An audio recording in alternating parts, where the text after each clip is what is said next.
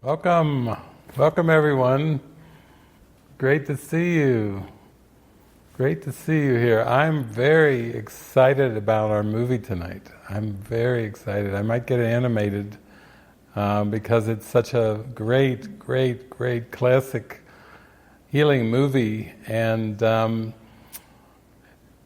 even being such a great movie, it's like when we pray during the week, we put out a poll and we ask you to vote on these topics, and those were some great themes and great topics this week. I think probably all of you could, if you saw even the survey, number one, coming in at number one, the survey says need for approval. Anybody here ever experienced any need for approval? Wow, this movie is going after that one big time. It's very relevant, very applicable. Survey said, number two, need for control. Has anybody here experienced a need for control in time and space? In any of your relationships, with your job, with your politicians, with the environment, with the ants that get into your living room or your bedroom, and you think, what? No ants, no, and no roaches, cockroaches, no, forbidden in our bedroom, no. And then number three is fear of commitment. Has anybody ever had any fear of commitment? Okay. That's a good one too.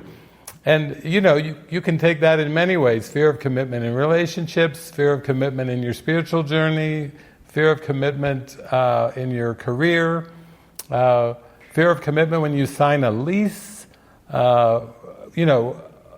whatever. It could be that. I think those are like three grand slam home run topics, and so we did a lot of praying to come up with a movie that would really go after those three. And then we always do like it when a movie goes all the way. We love it when it hits the home run, when it goes for totally unraveling all of time and space. It doesn't mess with the ego part of the way. It goes right for the jugular. It goes for the whole kit and caboodle. It's just your Truman Show kind of Matrix kind of classic movie. It's going for the unraveling of everything. It's like the same spirit of frequency. This is a quantum movie. This actually qualifies. This is a quantum movie, and we don't see that many of them. But when they come along, they're rare. They're like diamonds. So let me just take a look at before we start. I'm just going to give you a little context for those topics, because this world is a world of mesmerism. That's what Susan was using 2 or 3 times already. Here we were just talking mesmerism. This world is sneaky, it's mesmerizing, it gets you so forgetting the love of God and forgetting the trauma of the separation, and it gets you so into the details of persons, places, things, opinions, night and day seemingly, and it gets you like, it lulls you deeper to sleep with this, the sun comes up, sun goes down, after a while you're like, sun comes up, down, day, night, one day after the next, it's just another day, it's just another day. You get mesmerized into time and space, and you forget all about spirit, all about divine love. And the ego made it so sneaky and so mesmerizing that you would get caught up with all these rhythms. And now even they say, the rhythms of nature and the rhythms of the tide and the rhythms of the day and the night, as if that's somehow eternal. It's not. It's all part of mesmerism to keep your mind asleep and dreaming. So when we talk about need for approval, the ego is a very shaky identity. Why? It's because it's not true. God didn't create the ego, so it's very shaky. Even if you believe you have a strong, powerful personality, And in this movie, the main character, she's pretty. This is, I think, high school, right? Late high school. But she's got what she thinks is a pretty good self-concept for high school. She's pretty independent. Most people would say that's good. If you're in high school and you feel kind of a sense of independence, that's good. She's got a boyfriend. She has a group of friends. She's hanging with her friends. When I was in high school, I was kind of a loner. I mean, I had a few friends, but I didn't have like a close-knit little group. What do they call that when you have a clique? A clique. She's got a clique. It's part of the mesmerism. She's got a good clique. Many of us have lonely times. She's popular. She's popular too. You got a clique, you got a boyfriend, popular, independent, good. She seems to be doing she has an adapted self-concept in time and space that seems to be pretty good. She's probably going to be she's one of those in the yearbook, I got in the yearbook too, but for most quiet. I was voted most quiet in my senior class, That's not a good way to get into the yearbook. They had me holding a microphone, poking fun that I never spoke. That's what my yearbook picture is. Me and the most quiet female, we both had microphones, like, haha, let's put microphones in their hand and take a photo. Put it in the yearbook. No, she's popular, but that's what makes this movie so helpful, because she's going to need some strong experiences to start to dismantle, to get down through the layers. So let's look at those three topics. Need for approval. The reason we have need for approval from our parents, from our peers, peer pressure, the reason we have such a strong need for approval, especially pretty much when we're in high school. That's like, when you're in adolescence, that's really big time, It's like your soul is falling asleep and you're like, love me, need me, want me, am I popular?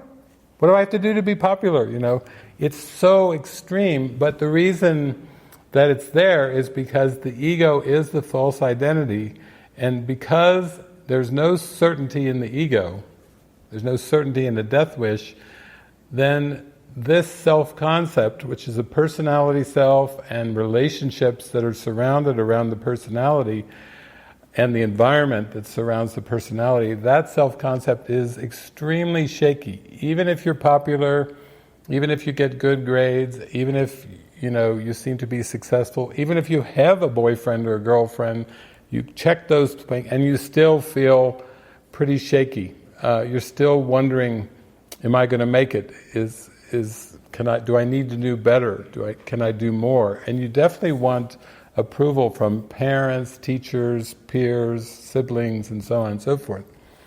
Control. Why is there such a strong need for control with this time-space identity? It's because the mind has pushed out of awareness the actual need for control, because in heaven there is no control, but when you fall asleep and you've believed you've separated from God or separated from heaven, then back in your mind, actually Jesus and the Holy Spirit are back there saying, they actually use control in a helpful way.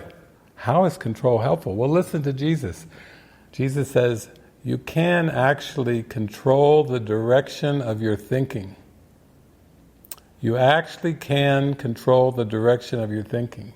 You can actually control whether you choose ego or Holy Spirit. That is the only sense of free will that you have left. Free will is basically only in heaven and nirvana, but the only reflection that we have in the split mind of free will is that we can control the direction of our thinking. Does that take mind training? It takes a lot of mind training. Ask Buddha if it takes any mind control and mind training to only be lined up. Ask Jesus, ask Ramana Maharshi, ask Yogananda, ask anyone, ask me. We'll all tell you the same thing. You can control the direction of your thinking, but you really have to have a strong desire. That has to be almost like in India, where the master would push the seeker under the water until they almost come up, gasping for air. You probably have heard the story. They come and take a huge breath, and then the master says, when you want enlightenment as much as you want your next breath, you shall have enlightenment. It's the desire. You must want enlightenment. You must want the self-realization. You must want to know thyself more than, your television habits or your corn chips and, all the things. You have to want enlightenment more than corn chips. Or chocolate. Maybe that's a better one, Oh, David, watch it now. That's it. You're bringing out the chocolate thing.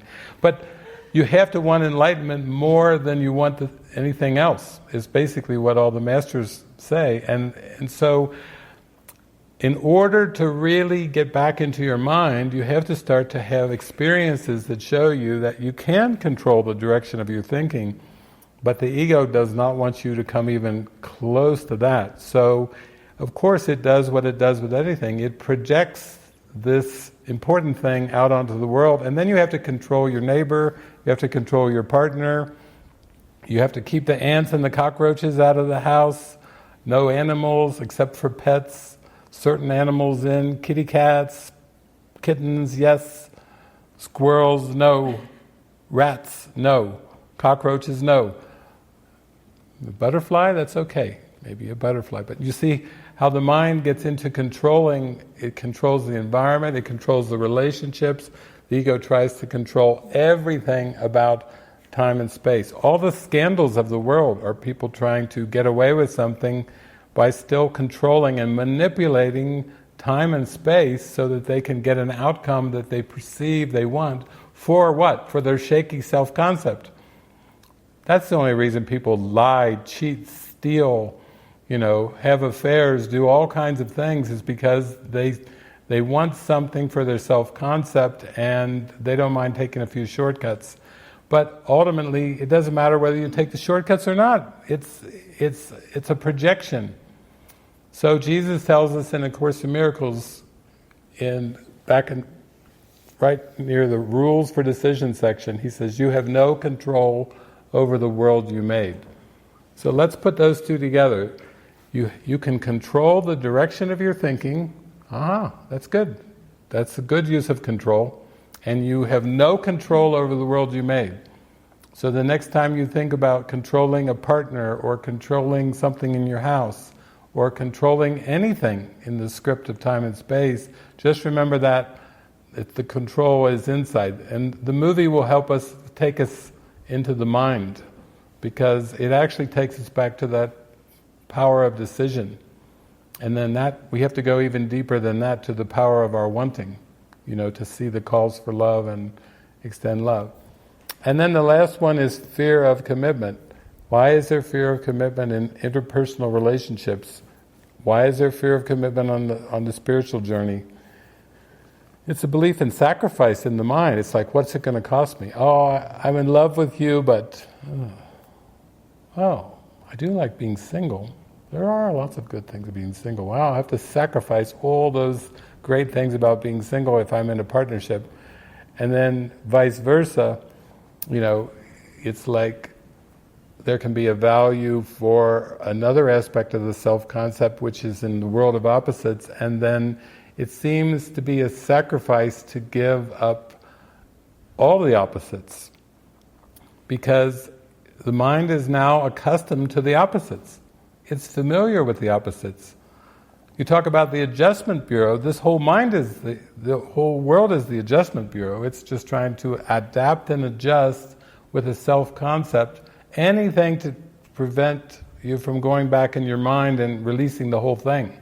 Because if you get back far enough in your mind, then you're back with Jesus and the Holy Spirit, and you're more willing to say, okay, I'm ready to let the whole thing go. I'm ready to let go of this ego and all of its world of opposites. I'm not going to try to find solutions in the opposites anymore. So that last one, fear of commitment, coming up, survey says third.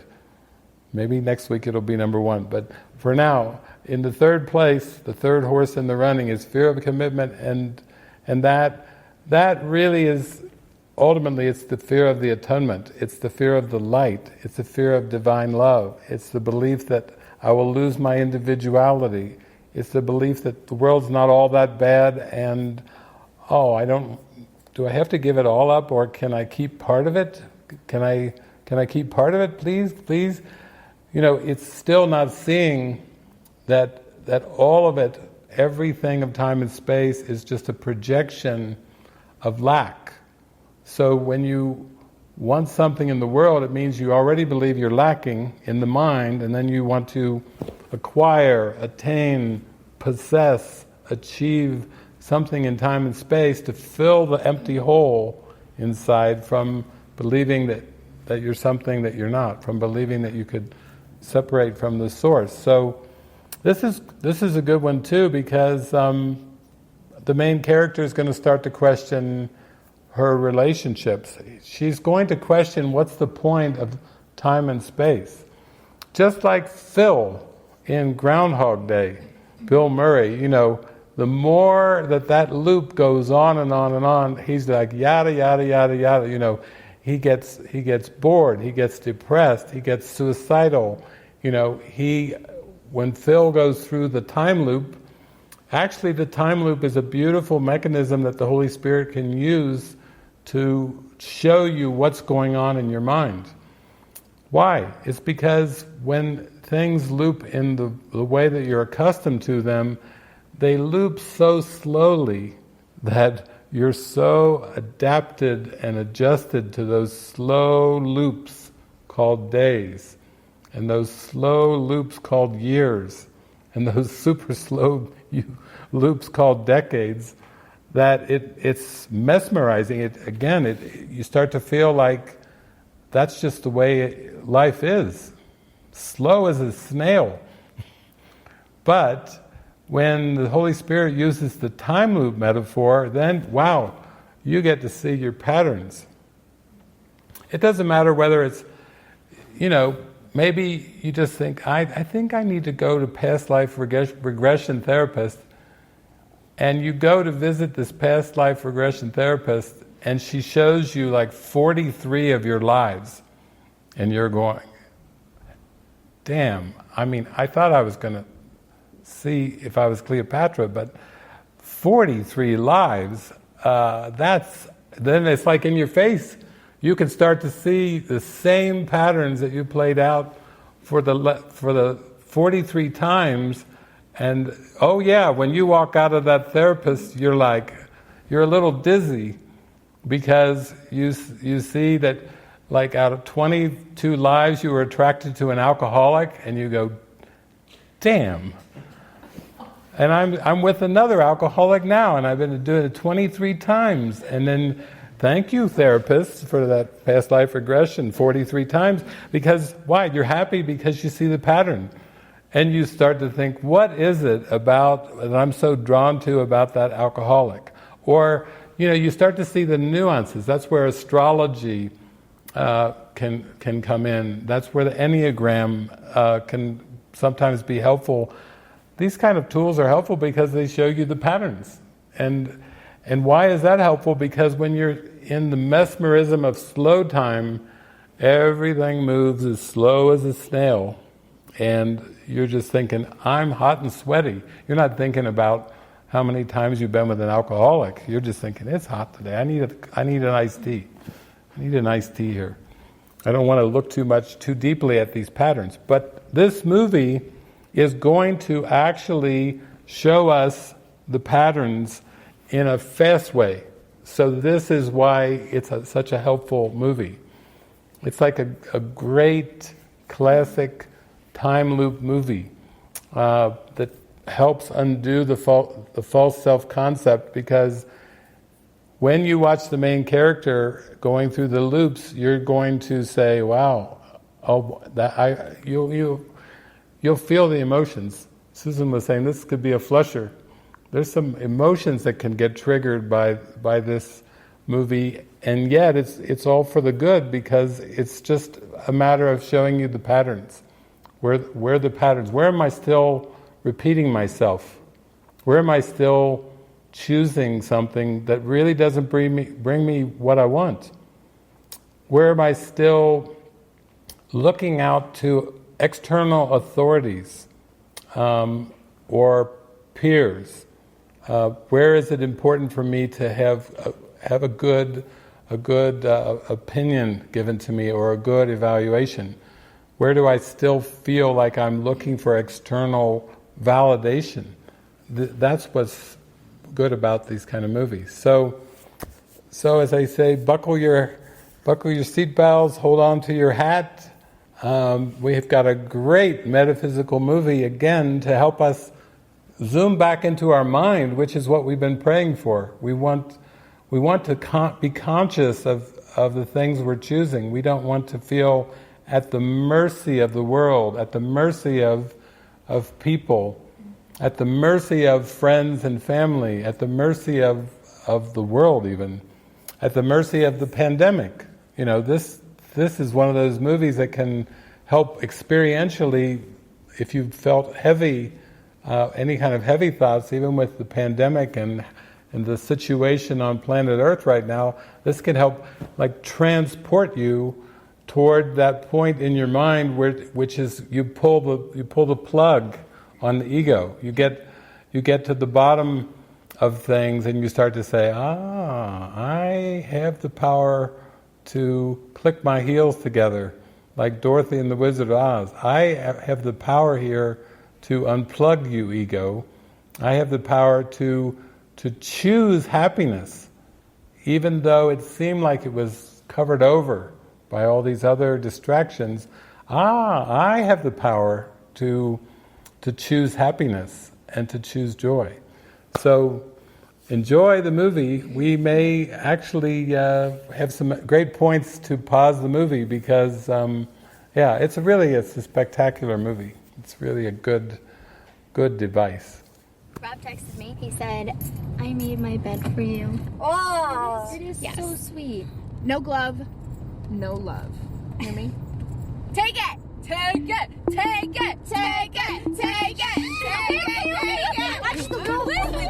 Okay, what a great start. Those are the besties. That's when you have the besties. You have like a little clique, you have little best friends, how the ego loves that. The ego is trying to build a self-concept that you will accept as real.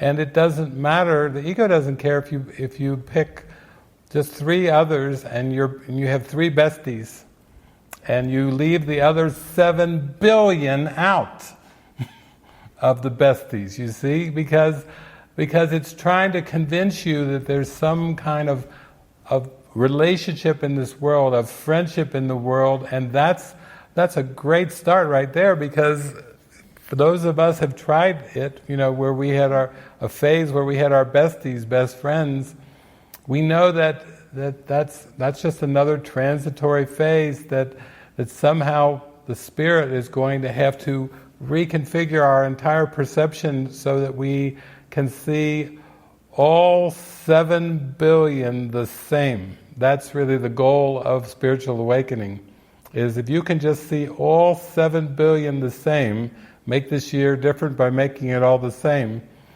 then you're on your way to Christ vision. And yet, I just had to get a freeze frame there at the beginning with the 4 of them walking into high school, because these are the ploys that the ego does. It tries to invent associations where you're more attached to certain ones, and then you kind of get lost in that association, and that's what we call peer pressure.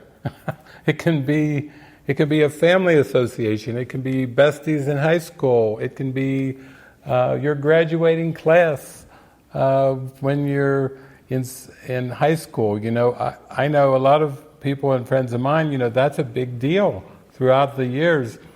Class reunion. Oh, we got a class reunion coming up. It's a 5-year class reunion, a 10-year, a 20-year, 25-year. These are associations that the mind makes, the ego makes, and it tries to find meaning in the associations that it makes up. So that's part of the self-concept that has to be questioned. What we consider to be even besties, best friends, are part of it as well. And I think you'll notice in this movie that there's going to be a character that is going to kind of come in, that is going to be a mighty companion that is going to help unravel these preferences. It's going to help unravel these associations. A lot of times we don't even see it when it starts to happen. We may miss it entirely, but the Spirit is going to send in the means for us to unravel the self-concept that we believe we are. And this movie has that aspect to it. Okay, let's go with the besties and see how it goes for them. Oh, this is great. I just don't get this chance to talk about a high school party in the context of spiritual awakening, so I really can't miss this opportunity. It's the big night, she's going to lose her virginity, all the besties are there, we've got the guy his parents are gone, the liquor is flowing, the rhythm of the music is loud, the sensations are up, this is just a beautiful example of ego distractions. It's just like an epiphany of ego distractions. And then what's the contrast? Well, think of be still and know that I'm God. Let's just think of a Zen monastery right now as a contrast. Now let's think of Alan Watts talking about laughing at the joy of nothingness, that all of the universe, the cosmos, is mostly space. It's just space. There's a few planets and stars floating around, but it's just endless space after space after space.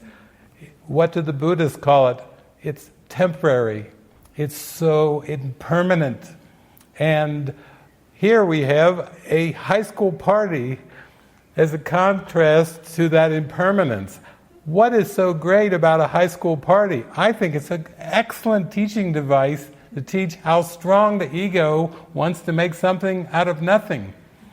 This is the perfect teaching device as a contrast to Shakespeare, Much Ado About Nothing. To the ego, a high school party is not nothing. It's the big night. She's going to lose her virginity. You see how big events, birthday parties, anniversaries, losing your virginity, all kinds of big events. These are all attempts to make something out of nothing. Look at the first lesson of A Course in Miracles. Nothing I see means anything. Now that's a chance. When you imagine it, you don't even need your course book to look around at that scene and practice. Nothing I see means anything. Because I love these movies that really show the fullness of gossip, the fullness of stereotypical thinking, the fullness of throw your mind into all the ego externals.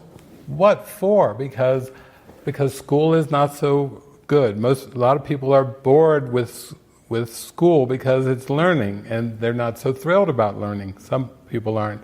All of the alcohol, the stimulation, the dance, the music, and the social. You see, the ego likes a social event because it likes to make us all these associations as if something important is happening. And we still are reminded, nothing. What's going on, Jesus? Nada, zilch, zippo, nothing. And don't you love the contrast? Because the movies start with what we've done. We've given our mind over to the ego to distract away, to numb out, to deny, to project.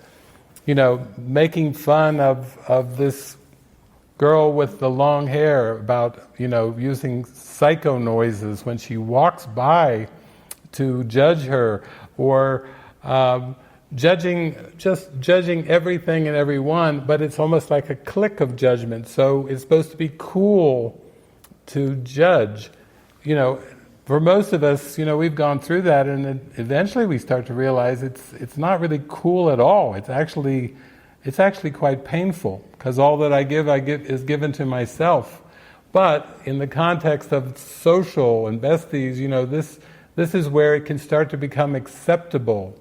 It's supposed to be like cool, and yet that's what's so great about this movie, is it starts out in this particular situation because the mind is asleep, and it's actually very sad when it's asleep, and it has a lot of hurt and it has a lot of pain, but it also seems to have developed a capacity to avoid that hurt, pain, sadness, and distract away from it. So I do love these movies because of the contrast value, and actually every time I've seen this movie, I see some of these early scenes, I just marvel at how the Spirit just is showing something that seems so familiar, so accepted, so common in some of our experiences, and then we don't even have a clue of what our mind is attempting to do. For a high school party, this can seem like a very typical high school party. And when the mind gets accustomed to it, it looks forward to it. Weekends, oh, where's the party at? Let's go to the party. And then, wait a minute, are there some compromises taking place? Maybe like thousands of compromises taking place with this one commonplace event of a weekend party. But if you don't know what those compromises are, you just maybe wake up the next day with a hangover. You just maybe your boyfriend, is part of the losing the virginity thing, spills beer all over you. As another one is trying to approach you, and you are avoiding one and running into the chosen one just to have beer dumped all over you. That's a good example of this world. How when the mind is making thousands of compromises and it doesn't even realize the compromises, then it's in need of some contrast experiences to start to show it. How am I compromising? How am I compromising truth? How am I compromising my joy? How am I compromising this deep, intimate connection with my source? If I'm not aware of how I'm compromising, then I'm a sleepwalker.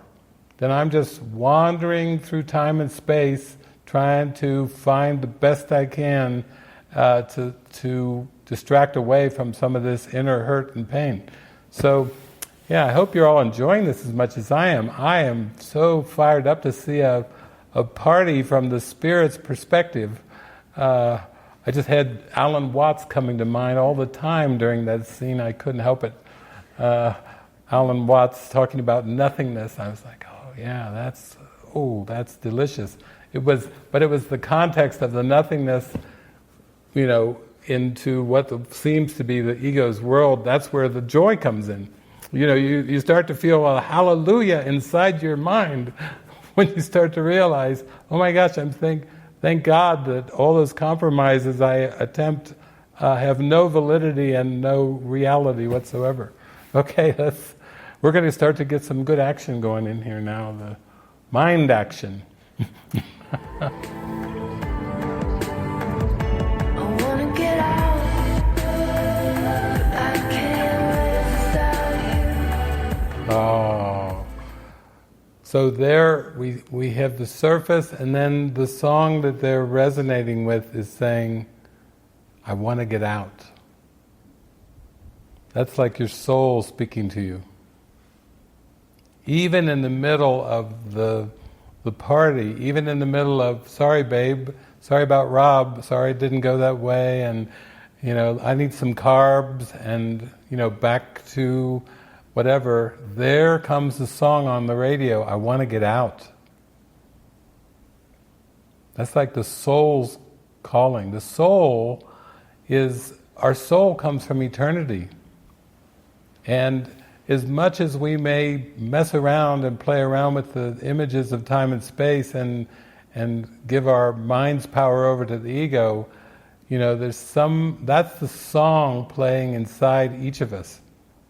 I want to get out.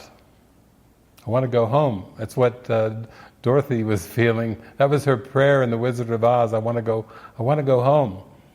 But there's something inside of us that's keeps calling to us and saying, this world that you seem to live in is not your home. There is another world. There is another way of looking at the world.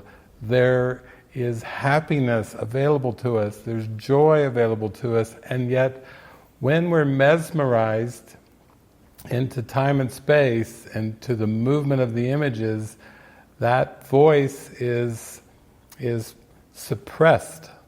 But that, I know when I see this movie and I hear that song, I want to get out, I want to get out, that there it comes, it's filtering through time and space, and it's calling us home.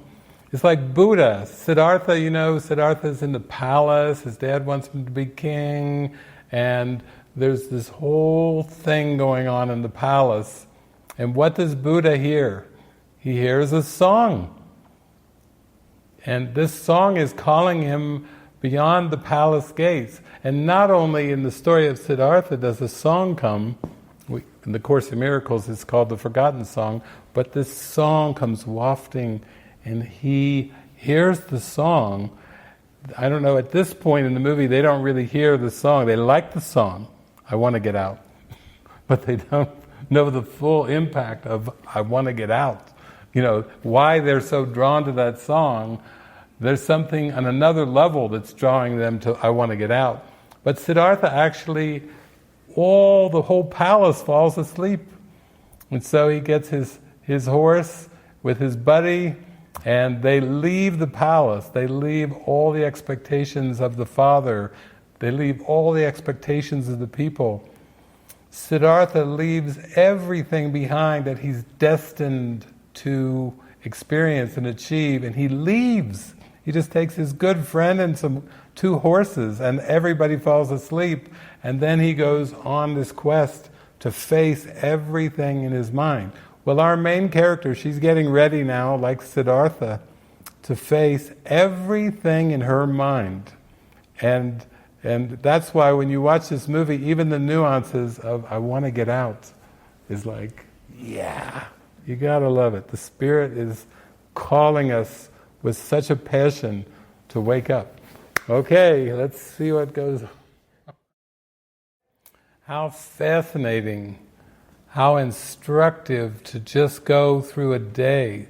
This isn't like Bill Murray and Groundhog Day. This is radical. She's like looking at the same day, but she's not looking with the same mind. It's like she's got Eckhart Tolle in her mind now. She's at the same party, but it's like Eckhart's in there. Be aware of your sensations. Watch all the sensations. When you encounter Rob, feel those sensations. And how are you feeling? I want to go home now. She ventures off into a corridor, into the boy who is hosting the party. She's off into her room, and then she's seeing signs like "Be who you are." It's like, imagine that little voice of Eckhart Tolle in your mind going, what does that look like to you? What do you think about that? Be who you are. Perhaps that has some meaning to you, now. Now perhaps you have meaning. You see, that voice in your mind is so profound. Come to the presence. Come to the presence. Now is all that you have.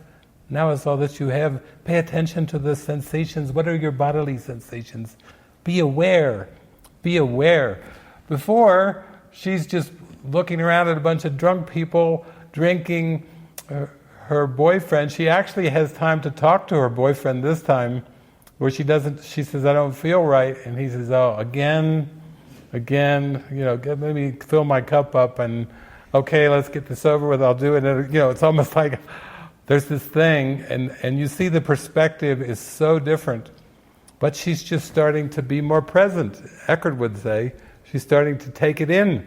She's starting to be aware. You know how Eckhart teaches, just be aware. Be aware. What is it you're feeling? Are you aware?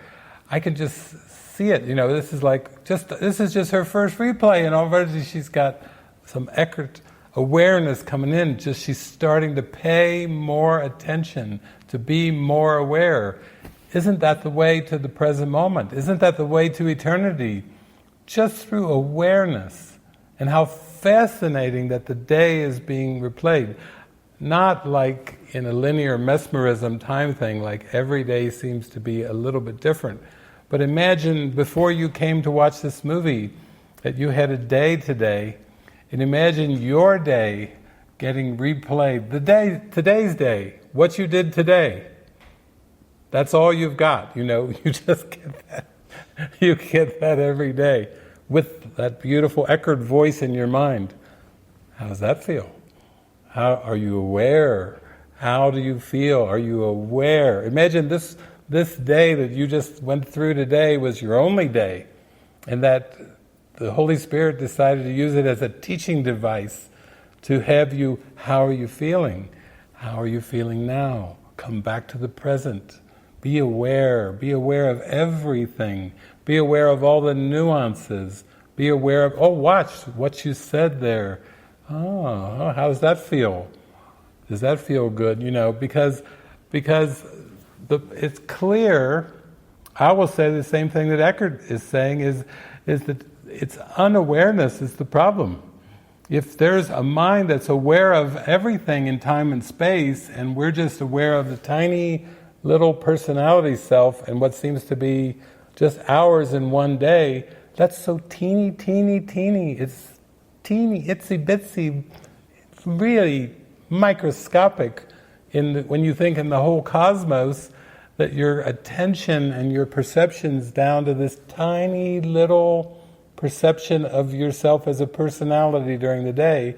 And the answer, of course, is the awareness of your mind. If you were totally aware, you would see the nuances, you would see the compromises, you would see the motives, your motives laid bare, if it was slowed down enough with enough care and attention to see this very day exactly, like the answers are all around us, because our mind and our awareness is the answer.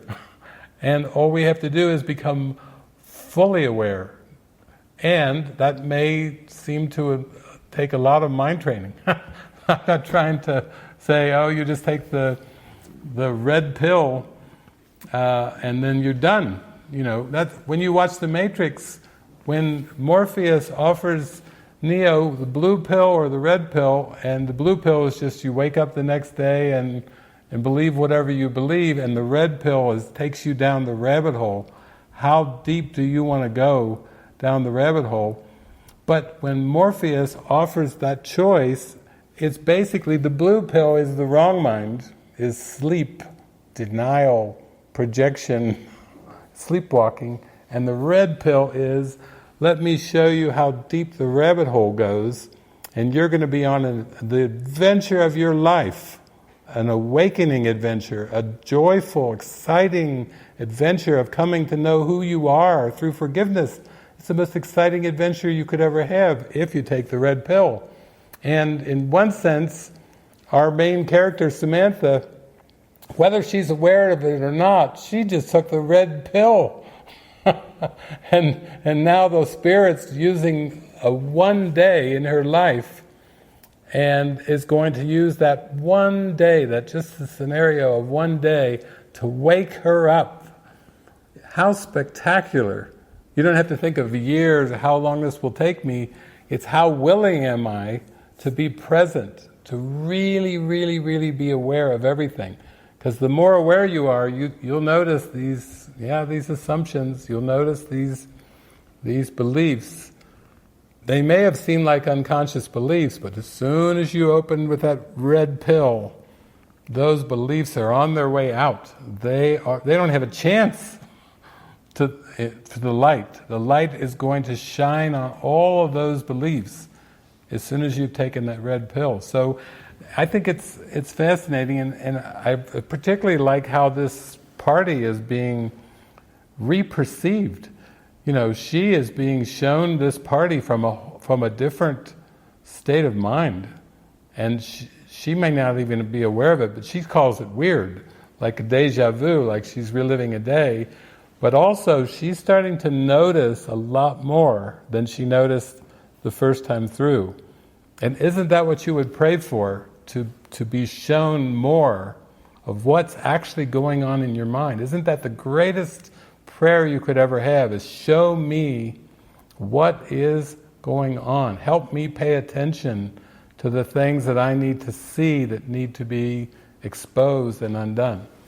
Okay, we're still in the second round of the party. It's like a second round, and we're just getting to the exciting part of seeing how she's going to handle some of this. Remember, they threw all the water on that in that girl's face. She's got to watch all the judgments and the whole scene again, and see if she sees a little more of a call for love there, instead of somebody who just accused them of being bitches.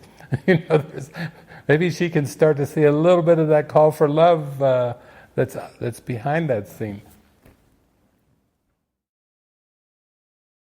So rich, so rich. Now she's slowing everything down. She's taking time to ponder things. She's even pondering, what if everything that's been done can be undone? Whoa! Third time around, and she's pondering, what if everything done can be undone, and what if I can change it? Oh my gosh! She is zooming light speed into the mind. Light speed. And it's interesting that this encounter with this boy, this is the third time around. First time, maximum avoidance. Second time, most avoidance at the fastest rate possible. The third time, now she stops, turns around, looks into the eyes, and she's noticing the rose that stands out from the rest. Before, that was the odd one out. Get it away from me, that freaky, who's the freak that's given me the freaky rose? And now it's like, ooh, she's starting to appreciate. He says, yeah, it's like a painting of a rose. It stands out. This is how Jesus sends in the mighty companions. They're the same ones that have always been around you, but when you start to see them differently, they look a lot different. Instead of you thinking them pursuing you, wanting something from you, wanting to get something from you, suddenly your mind starts to open up, your heart starts to open up, and now you're going to pay attention. All because somewhere in your mind you think, what if everything that's been done can be undone? What if it's possible to change my mind? She's having the talk with the girls, her besties there, and when the girl with the long hair walks by, she says to them, why do we hate her? Wow, there's a question. That's a question for all of us. Why do we hate anyone? Why did somebody hate Donald Trump? Why do we hate him? Imagine you're sitting around a table and you've been bashing Donald for 3 years, and then suddenly you go, why do we hate him? And then the whole table looks at you like, duh, we hate him because his policies, we hate him because his tweets, we hate him. They try to convince you, and you're not so sure. You're not so sure that Donald's the problem anymore. You're actually listening to this whole talk from your friends, and you're going, why do we hate him? You see, that's a deep question. That's a Gandhi question. Now Mahatma Gandhi's getting fired up in your mind. Why do we hate? Why do we hate? And then there's still Alan Watts. It's all nothing. It's nothing. And Eckart's in there too. Be present. Be fully present. That sounds more like Krishnamurti. He's in there too. And what? By the way, Ram Dass is in there too. Be here now. Come back, Eckhart. Be present. Be aware of your sensory feelings. What meaning are you giving to your senses? What's going on with your senses? Krishnamurti's in there. There is nothing to fear. Nothing. Nothing. I tell you, they're all, here they come. The saints, the mystics, they're all in there. And you're just watching the same day, the same conversation that you had at that lunchtime. And now you're saying, why do we hate her? Why are we judging her? Why are we judging her? You can see she's starting to zoom into true empathy. She doesn't even realize how vast, how quickly she's coming into true empathy, but she's not going to be buying into rumors and stereotypical thinking and judgments and pointing the finger and blaming. She's more into that, maybe whatever was done can be undone, and maybe I can do it. She's getting fired up about changing her mind. And she has all the universe supporting her there about seeing the whole world differently. So I find these scenes fantastic because it's not like she doesn't wake up in the morning when her phone comes on and tells her it's Cupid Day, and she doesn't get out her Course in Miracles book and start looking at what's my lesson for today and everything. It's happening because somewhere deep in her mind she must, I want to get out. I want to get out. I want to get out of this false perception. I may be adding a few lyrics to the song, but that's what she's saying. I want to get out. I want to get out. I don't like the heaviness of this judgment. I don't like the heaviness of sleepwalking, of walking through this world without being aware. I want to get out of this false perception, and even without a spiritual practice, just by getting repeating day, she's getting a full opportunity, like a major opportunity every day. That sometimes we think if the script can change or something, if we can avoid a certain kind of event from happening, just the look of relief on her face, when it went to 12:40, then she said, I love you guys, but it was like, I avoided that crash, I avoided that death, I avoided that thing. It's so much of a belief in our mind that somehow we think if the script was different, we would be saved. If we think we could avoid certain things in the world, things would come out differently, we would be happier, we would be more peaceful. Isn't that she just discovering now, the beginning of a discovery of that sneaky belief that somehow if the form was different, we would be alive. If the form was different, we would be happy. If the form was different, we would be in love, we would be peaceful. And we've done this, of course, with our relationships, we've done this with events. We also do the flip side, where we think back to the past and we say, if I only hadn't done this, or, oh, I made this mistake. If you look back at the past and you start to think of the things that you've done wrong, or the things you wish you could redo, the things you wish you could do a redo on, do it differently, that's all just a form of the belief that somehow if the script would change, we would be much happier. And yet, the whole teaching is showing us that everything we perceive is coming from our consciousness, without exception. That it's just a sneaky trick of the ego to think that if circumstances were different, we would be happy. If we could avoid certain things, if I could just replay the event, if I could just redo the event. Some of you might remember in our Movie Watcher's Guide to Enlightenment, we have a movie called About Time. Yeah, if you really liked the movie tonight, you want to do a follow-up movie for yourself, nurture your mind, watch that movie tomorrow night, About Time, where the main character, he thinks he can redo scenes at the party. He thinks he can redo them, and he tries to redo them over and over. that's really what this movie's about. That's really what Groundhog Day was about. He kept reliving the movie, trying to redo. That's what the whole human condition is about. Every day that seems to be different is just because of a belief in the mind. Maybe I can change something in form and I will find enlightenment and salvation. Maybe I will find more happiness tomorrow if I have a better day than I had today, or I'm able to reconfigure the relationships, the circumstances, and whatever. It's a sneaky trick. That's the ego's trick. It's always thinking things would be better if they were different.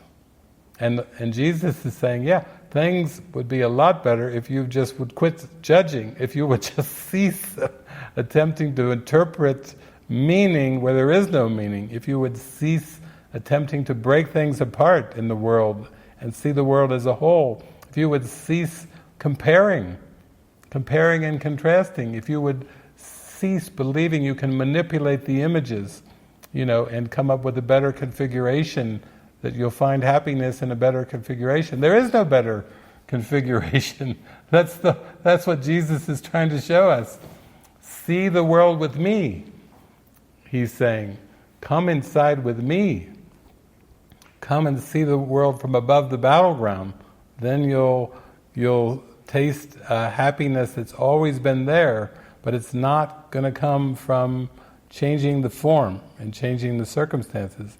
So this is so fantastic, because she's just more and more willing. I think every time it plays through with another round, now she just said, I don't want to go to the party. It was like, well, maybe if we just don't even go to that party, me and my besties, let's have a happy slumber party instead of going out to that Friday night party. Let's have a slumber party instead.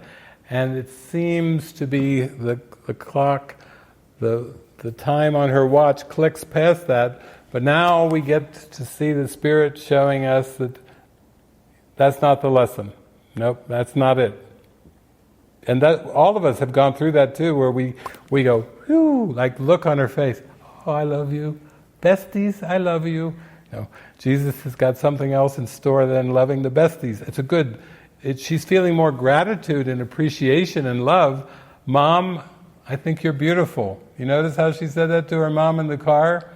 How sweet. The love is getting activated in her, and she's there with her besties, jumping up on the bed, and it's a slumber party, everybody's in the PJs and everything, but it's still not the lesson. It's just a step, you might say a step in the right direction to face something that she still has to be faced, but she's not aware of what that is.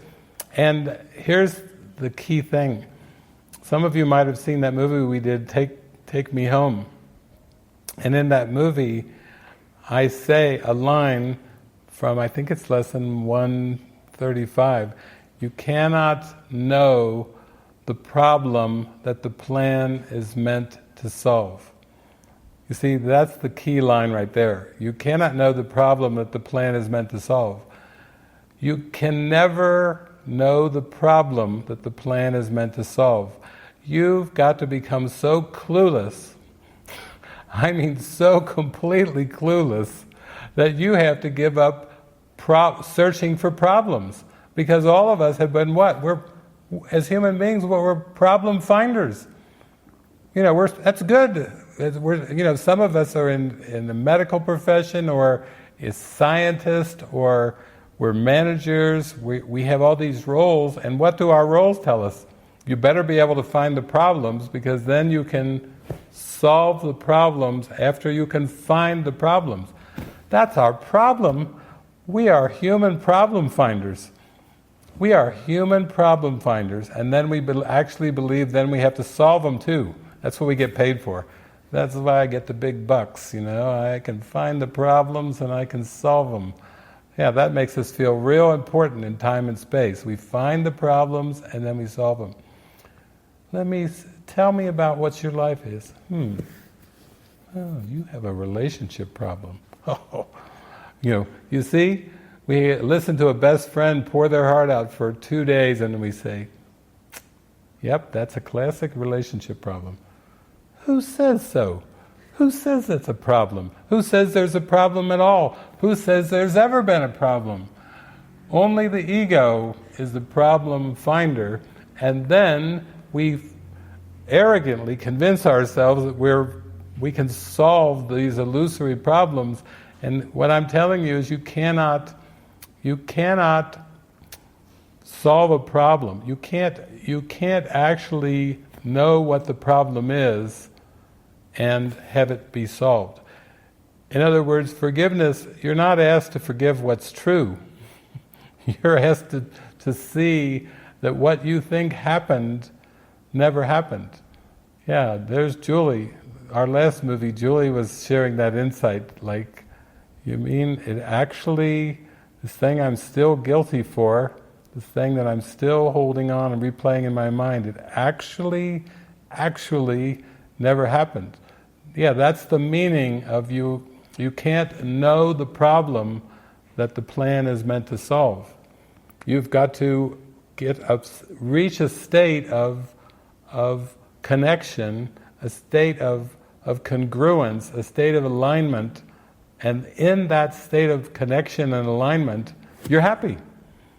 But there's no problem. In fact, that's what the realization is of the quantum or the miracle experience, is that there has never been a problem. There never was a problem. Then you're going to remember to laugh, because that's got to be the biggest laugh of all of your whole mind. When you finally go, ha ha, there was never a problem. Never a problem. Christ is with me, Christ is who I am, and Christ, Holy Spirit was with me all along with the gentle laughter. The angels were having a good laugh the whole time, and finally you get in on the party. You can laugh with them because you realize who you are. That's the greatest experience. That's the only experience. That's the only truth. So in this movie, you can see it's so fantastic, because she is now having the slumber party with her girlfriends, with her besties, and she thinks, the time has passed, so she thinks that the besties and her have avoided this crash. Now, let's see what happens next. Somehow, the Spirit's going to have to show some things in there and say, not so fast, that's not the lesson. Hope Elodie doesn't puke in my car again and make it smell like alcoholic. Stop it, Sam. Out. Oh, I love that scene. I love it. No private thoughts, no people pleasing. The only way the Holy Spirit can take down the besties, and your perception of the besties, is just let some of those thoughts up and quit wearing the mask and trying to belong and run with the herd. Run with the herd. The besties, she's saying things that her mother didn't want to hear. She's not holding her private thoughts in anymore. Her mother didn't want to hear. Her mother's partner is there. She's just gone right into the car. She's not, move aside, somebody get off on the wrong way, move aside. And then when she gets inside, there we go.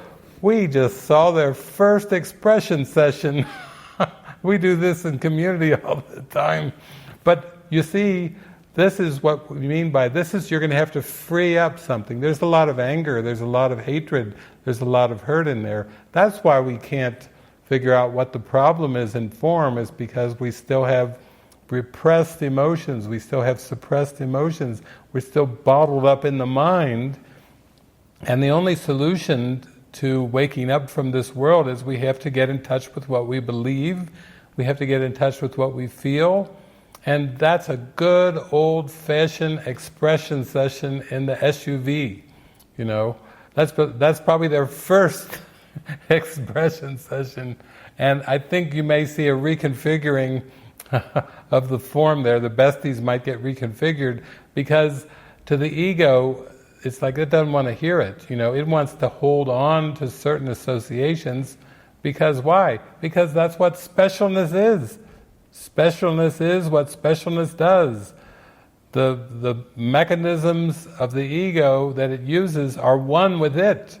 Yeah, the specialness of trying to hold on to special relationships is to guard against feelings of unworthiness, feelings of lack of commitment, feelings of being out of control, feelings of abandonment, feelings of hurt, all these unconscious emotions that are there, and the special relationship is just held in place to maintain a false identity, to maintain a defense against God, to maintain a defense against the Holy Spirit.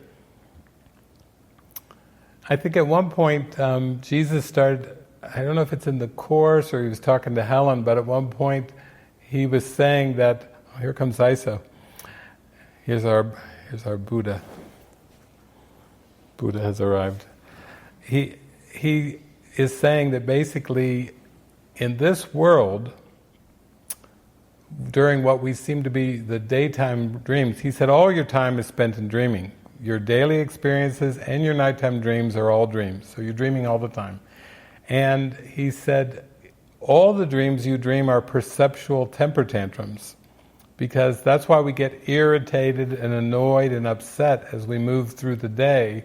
We only get upset because we're upset at that reality should be more to the ego's liking. The ego gets upset at people not behaving the way they should. They should smile, they should do this instead of that. They should behave differently. I would be happy if they were behaving differently. That's just an attempt to maintain special relationships and believe you can sort out between all the 7 billion the good ones from the bad ones, the likable ones from the unlikable ones. And then there's another category for indifferent. Most people are indifferent with most of the 7 billion, and then they got their special love relationships, special friends, besties, special partners, and then there's the enemies over there.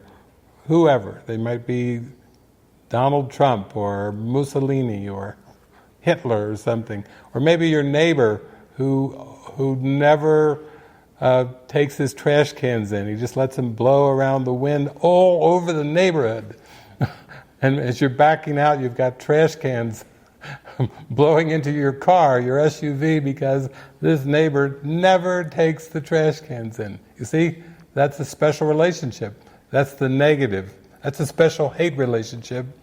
And then you have your soulmate. Oh, they can do no wrong. They're so sweet. They're so kind, and oh, they're so loving to me. No, Jesus is saying you're using your waking. You think they're your waking dream. You're still asleep, but you're using your daily experiences to try to make special relationships to still guard yourself from facing this unconscious fear and guilt. So it doesn't matter. Some of you may say, "No, I am Mother Teresa-itis. I am kind and sweet to everybody, but I have a little bit of a special relationship with chocolate. That's not so bad. I love my neighbors. I love all the 7 billion. I love them all. And I do like chocolate better than poop. I tell you, it's not a crime, Jesus. I do. I like the chocolate better than the poop and everything. And Jesus says, no order of difficulty in miracles, and there's absolutely no hierarchy of illusions. That chocolate and that poop are identical. Oh, come on, I just got over loving all 7 billion, and now you're telling me that the chocolate and the poop, oh, come on. But Jesus is saying, you can make special relationships with anything. You like a sunny day better than a cloudy, rainy day, You like a certain temperature better than another temperature, this and this. He's just saying, let's go inside and look at the specialness, because again, you cannot know the problem that the plan is meant to solve. You cannot figure this out in terms of time and space.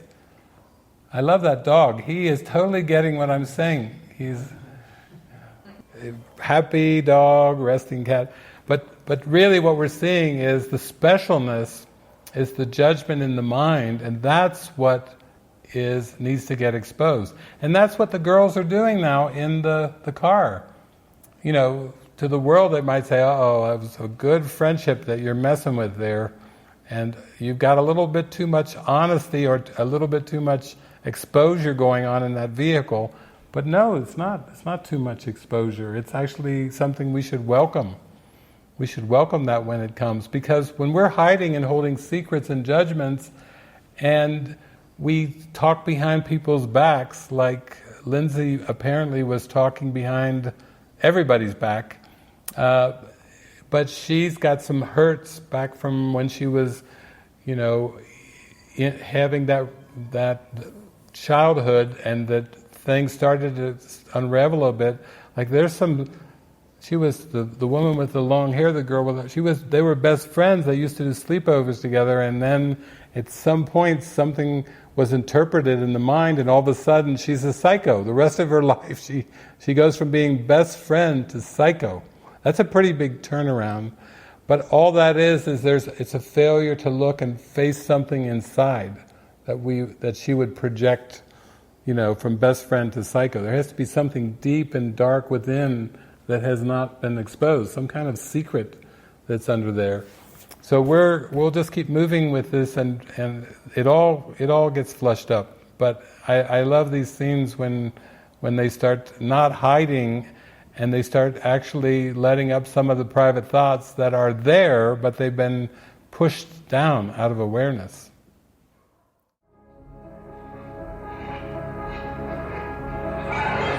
Okay. Let's pause. Oh, did you catch that one? Did you see that? That once you start to loosen from the special relationship, wow, your mind is available, your energy for healing is available. Instead of just playing the same old specialness games with the besties, as soon as the besties say out, get out, the world, you know, Jesus says you can't judge your advances from your retreats, you know, to the ego. That's like a major blow. You blew it. You lost your besties. And right away the Holy Spirit starts expanding your mind by saying, she's looking, and now she's so much more available for holy encounters. She's so much more available to see the calls for love. She's so much more. Oh, Isa likes this part. Isa's come out of his sleep. He likes the holy relationship. You're so much more available to find out what the holy relationship is. Because why? Because your mind's not distracted in trying to play a game with the besties. That's why you're a miracle worker, because you are freed up to be truly helpful. You're freed up to fulfill your function. I see you, Frank. You're watching. When you're out there at those 12-step meetings, working, joining with alcoholics, joining with your brothers all over the place, letting the Holy Spirit use you and everything, you are lit up. You are the happiest that you ever are when you're away from special relationships and just out there shining your light. Tell me where to go, tell me who to see, tell me what to do. You know, you just light up. You light up the whole world because you're in your function. And it feels so good. And then, when the ego tries to turn it around and focus on the body of Frank, or, you know, how it's got its own plan, you know. Its plan is pain.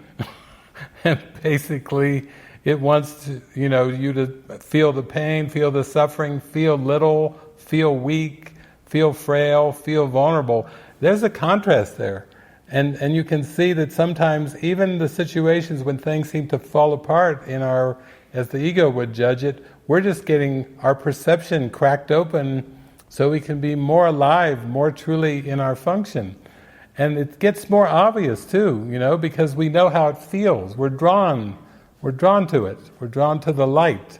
And in this movie, she's just, okay, she really jumped out of character. She put on the mascara, she dressed in the black dress, and she is not playing Miss People-pleasing in this particular day.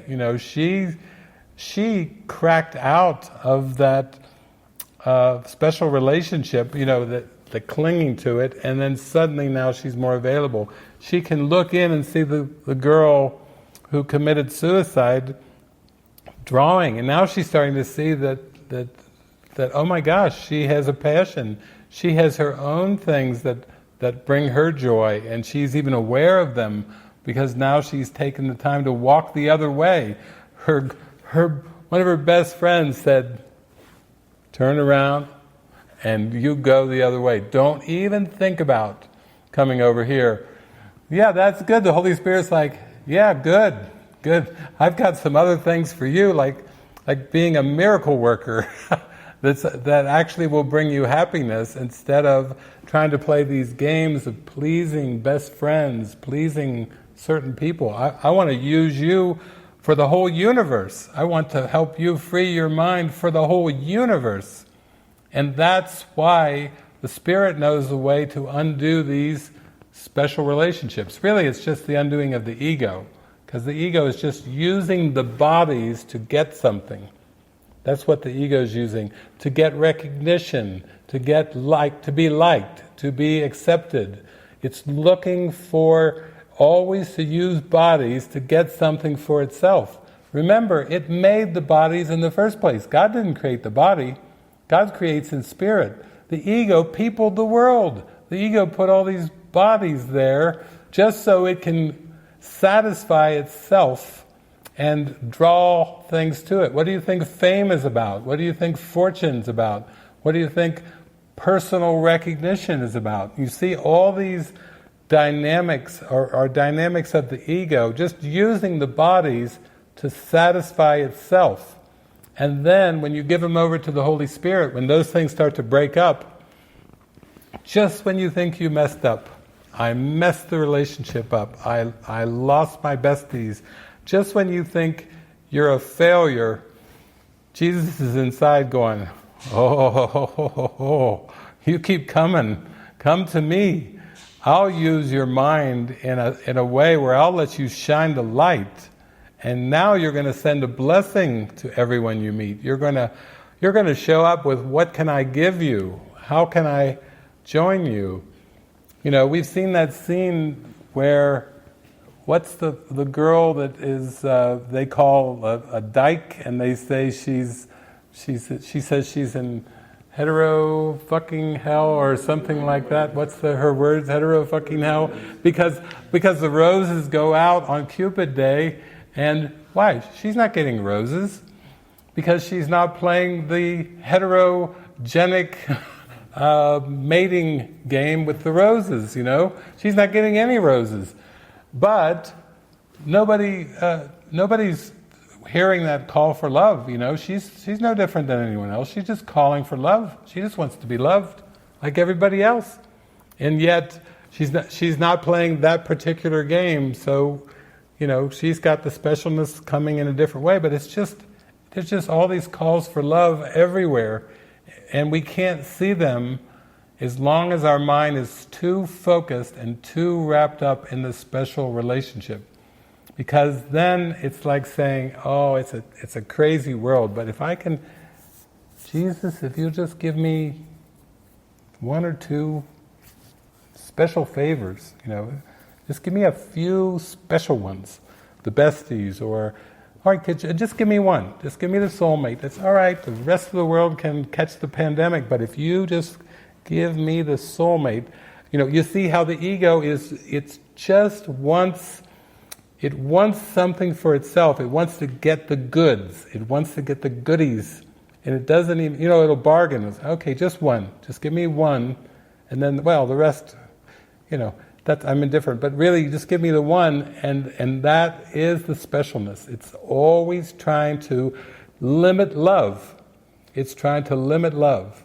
And love cannot be limited. In fact, you can't, it's impossible to know love while the mind believes in limited love, while the mind believes in partial love, while the mind believes in special love. And don't you just love this movie for helping us get past this? Jesus spends a lot of chapters in the text, from chapter 15 to 24, talking about special love and special hate relationships, but he does say that ego's most boasted gift, it's like he also calls it a weapon, is the special love relationship. So this movie is like a beautiful teaching device that when you finally start to go, this sticky game of the specialness is not getting me anything at all that I really want. I want to know happiness, lasting happiness.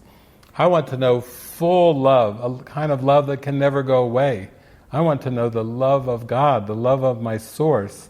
And this movie is such a great teaching device, because I love this part now where, now that the besties have kind of cast her off, she is, wow, now she's more available than ever to the Holy Spirit. Now she's in the tractor beam. Now the Holy Spirit's like, now I'll teach you how to really use your mind in a very helpful way. I'll teach you to free your mind by being truly helpful. This is the answer to that prayer. I am here only to be truly helpful.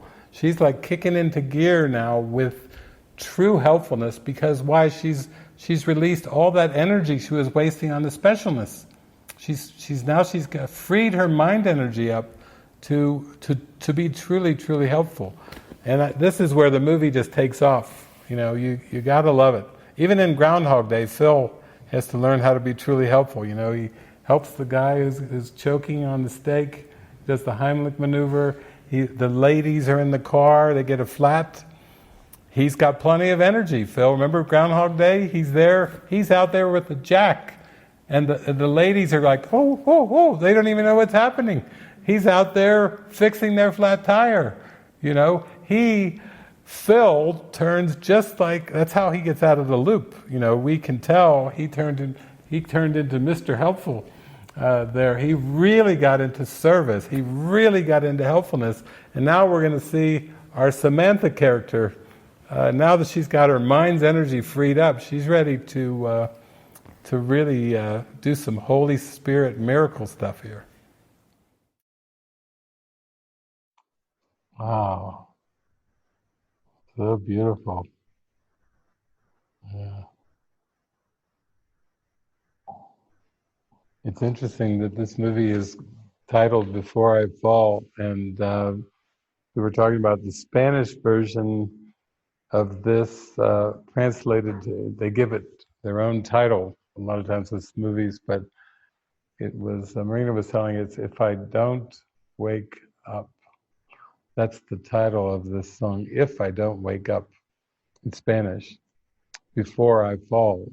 And so, yeah, it just reminds me that's why Jesus teaches, this course does not aim at teaching the meaning of love, for that is far beyond what can be taught. It aims at removing the obstacles to the awareness of love's presence. That's if I don't wake up. Of course, waking is inevitable. It's destiny.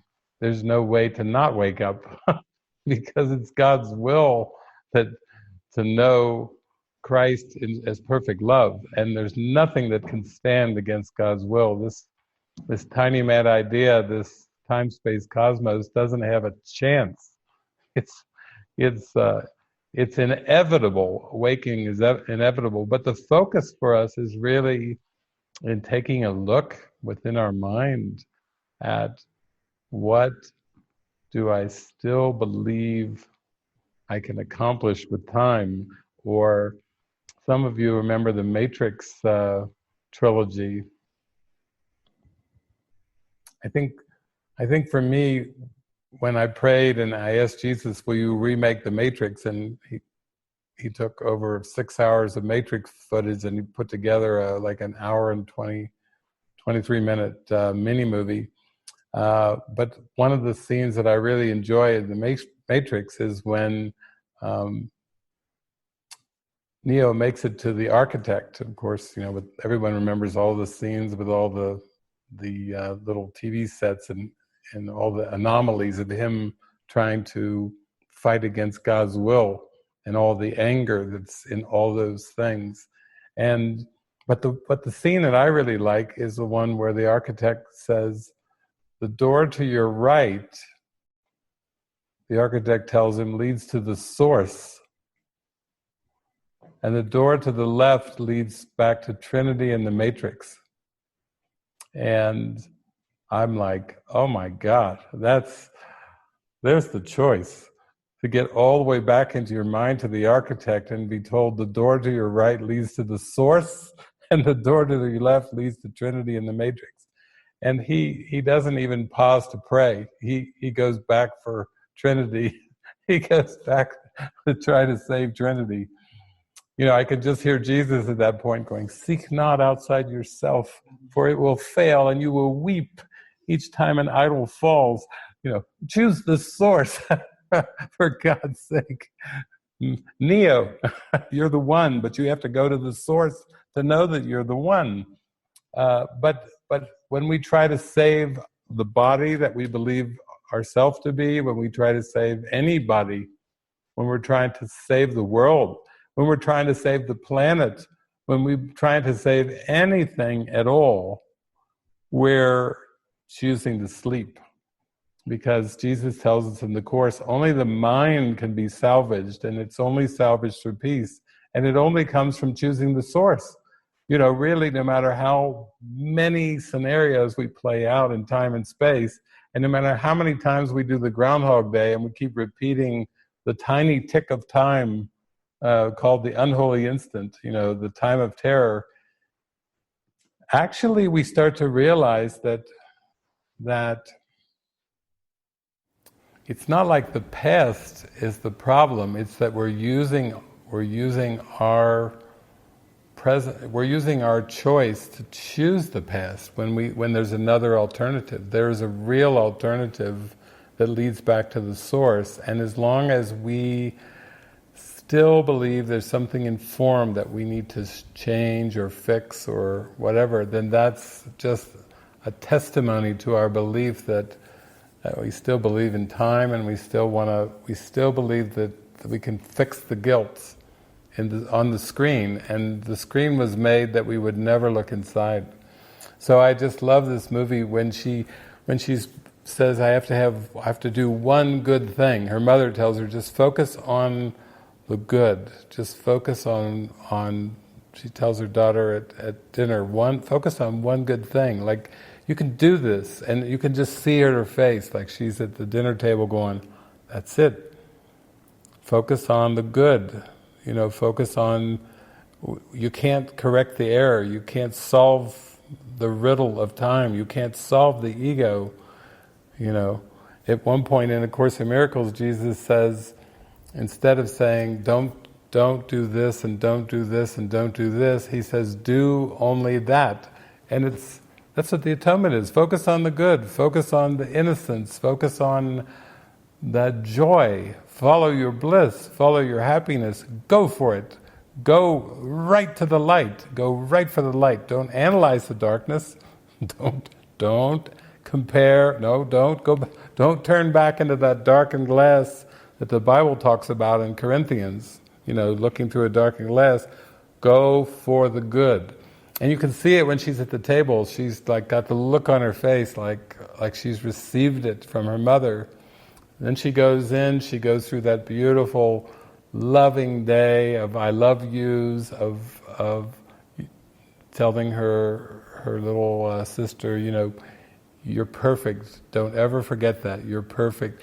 She goes through the day, and then when she goes to try to save her friend from killing herself, she gets all the way to that point, and her friend still jumps and says, no, it's too late, and jumps. But she uses that day in the best way she knows how to be truly helpful, to try to do everything for the good, with her mind just focused, and even try to help her friend. But then that day ends with her friend jumping in front of the oncoming vehicle. So then again, she's more determined than ever. Like, she knows when she wakes up, she's calm, she's fearless, she knows exactly what she has to do. Like the movie Revolver, where you don't want to go, that's where you'll find him. Oh, she knows exactly what her mission is. She's really clear. She's ready for that last day. Like, bring it on. Instead of, will this ever end? She's calm, she's confident. She's ready to get out of bed because she knows exactly what she has to face. And she knows exactly what she has to do. And that's what Jesus calls the borderland. He says, it seems like there's still decisions to be made, still things that are left open, but there's something in your mind that knows, no, I know exactly what I'm going to do. I'm going to love like I've never loved. I'm going to give as if there is no tomorrow. I am not going to hold back anything. I've got so much love in my heart, and I'm going to give it all. I'm going to not hold back as if there's a tomorrow. I'm going to give as if there is no tomorrow. And yeah, you can feel it. You can feel it. She's going for it. And then at the end, when her friend says, "You saved me," she says, "No, you saved me." She knew exactly what her assignment was.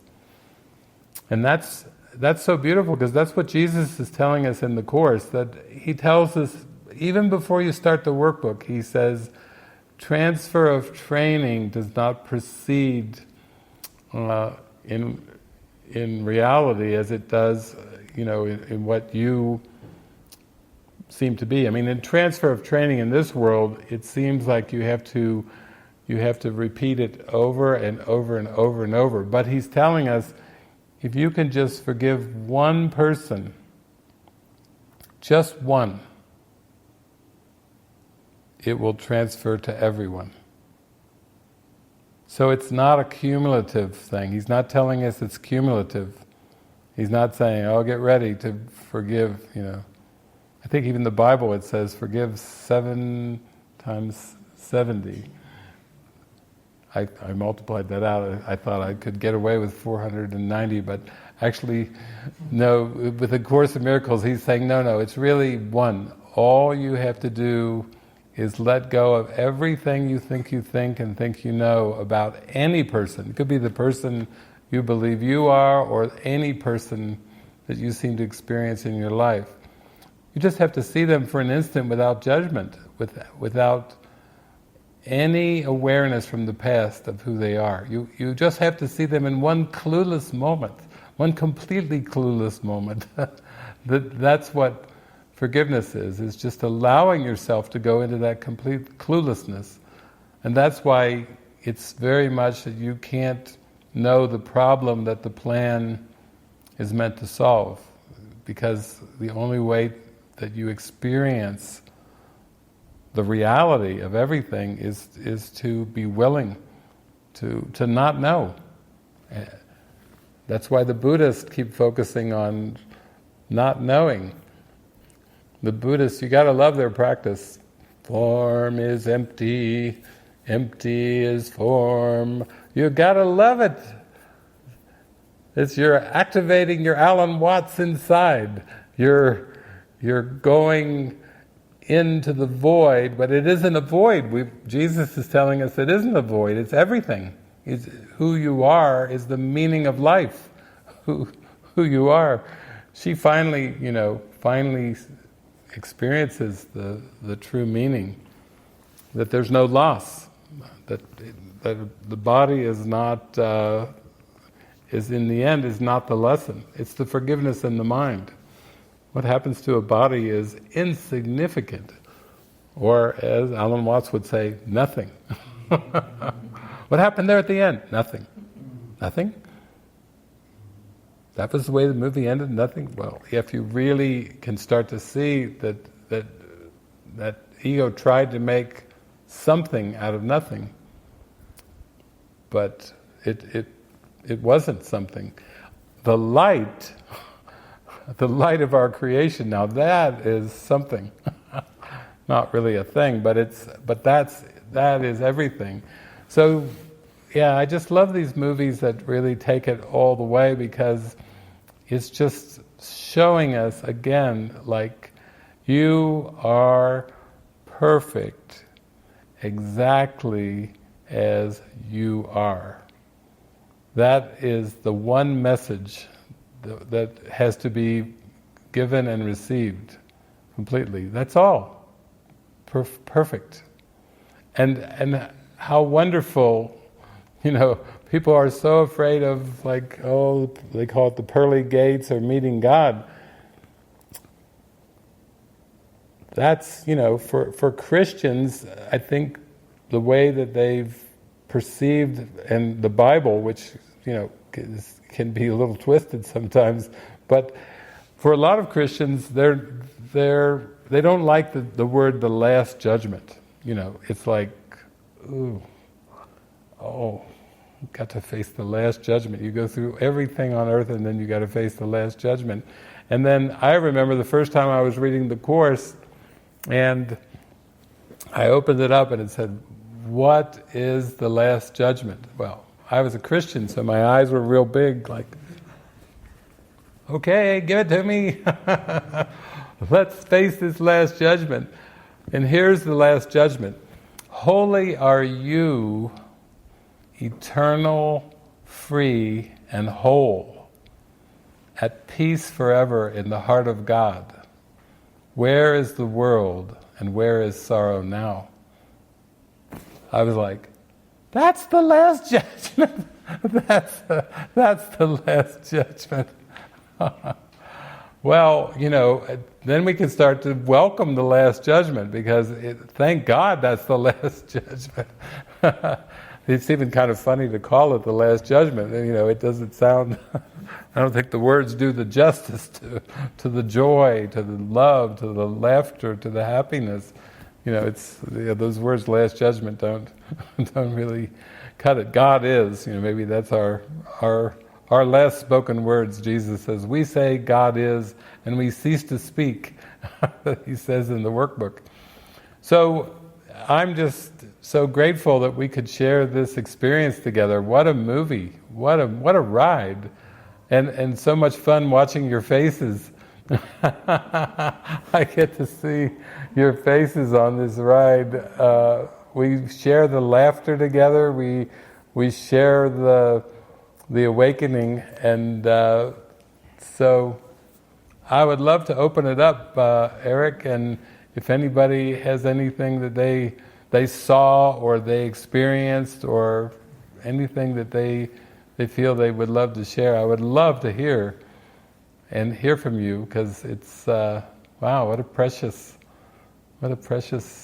experience. Yeah, it looks like Esther raised her hand. Go ahead, Esther. Thank you. Thank you so much, David. This was a miracle. Growing up, I experienced a lot of what this girl went through, different cycles of it, experiencing how to relive the same day over and over again, even though there were changes, stuff like that. It happened to me a lot.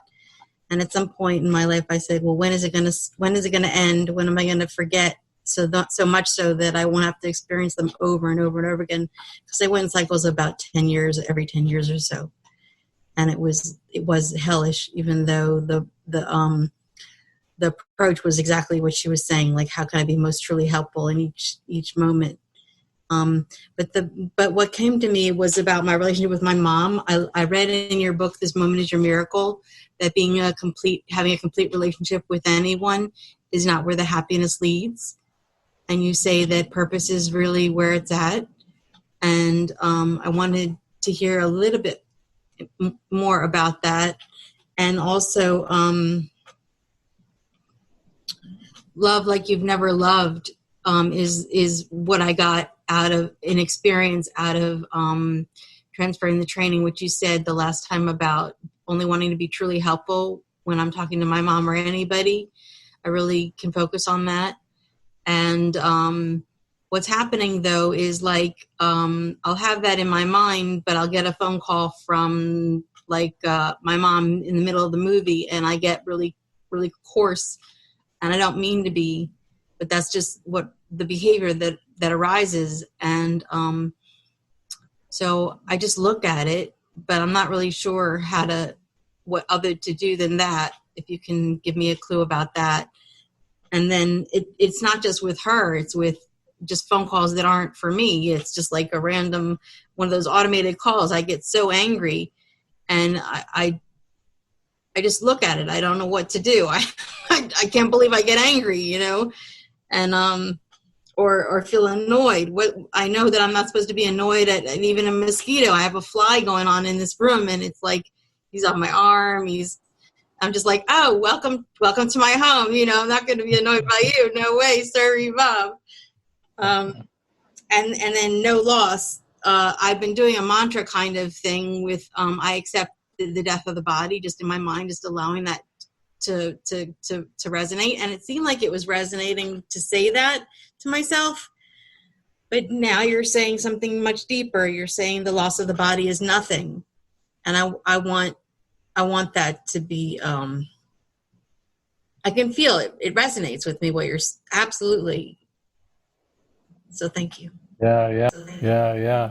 But it's not in the interpersonal relationships becoming healed, because that kind of turns again into like an ego ideal, like, it can seem that it's moving in that direction, and certainly there can be symbols of that, but in the end the problem was never between the people.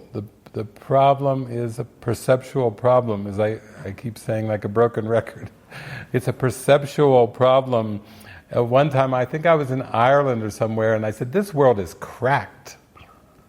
This world is cracked. I think they titled the video something like that, like this world is cracked, it's one of the videos. And I just went on and on about it's cracked. It's a cracked perception. And so a cracked perception needs a new purpose. The cracked perception was made out of hatred. Jesus said the world was made in hate. That's a pretty strong words. The world was made in hate. We may not remember that. We may say, really? And he's like, yeah, here's a workbook lesson for you. What I see is a form of vengeance. That's another way of saying the world is cracked. It's a pretty strong lesson. But we need a new purpose to see the world differently. That's why we need the Holy Spirit's and Jesus' instruction, because we're used to the ego's purpose for everything. The purpose of a cup is to drink. Oh, drink. Yeah, how does that relate to heaven? It doesn't. Nada. There aren't any lips in heaven. Oh yeah, drink.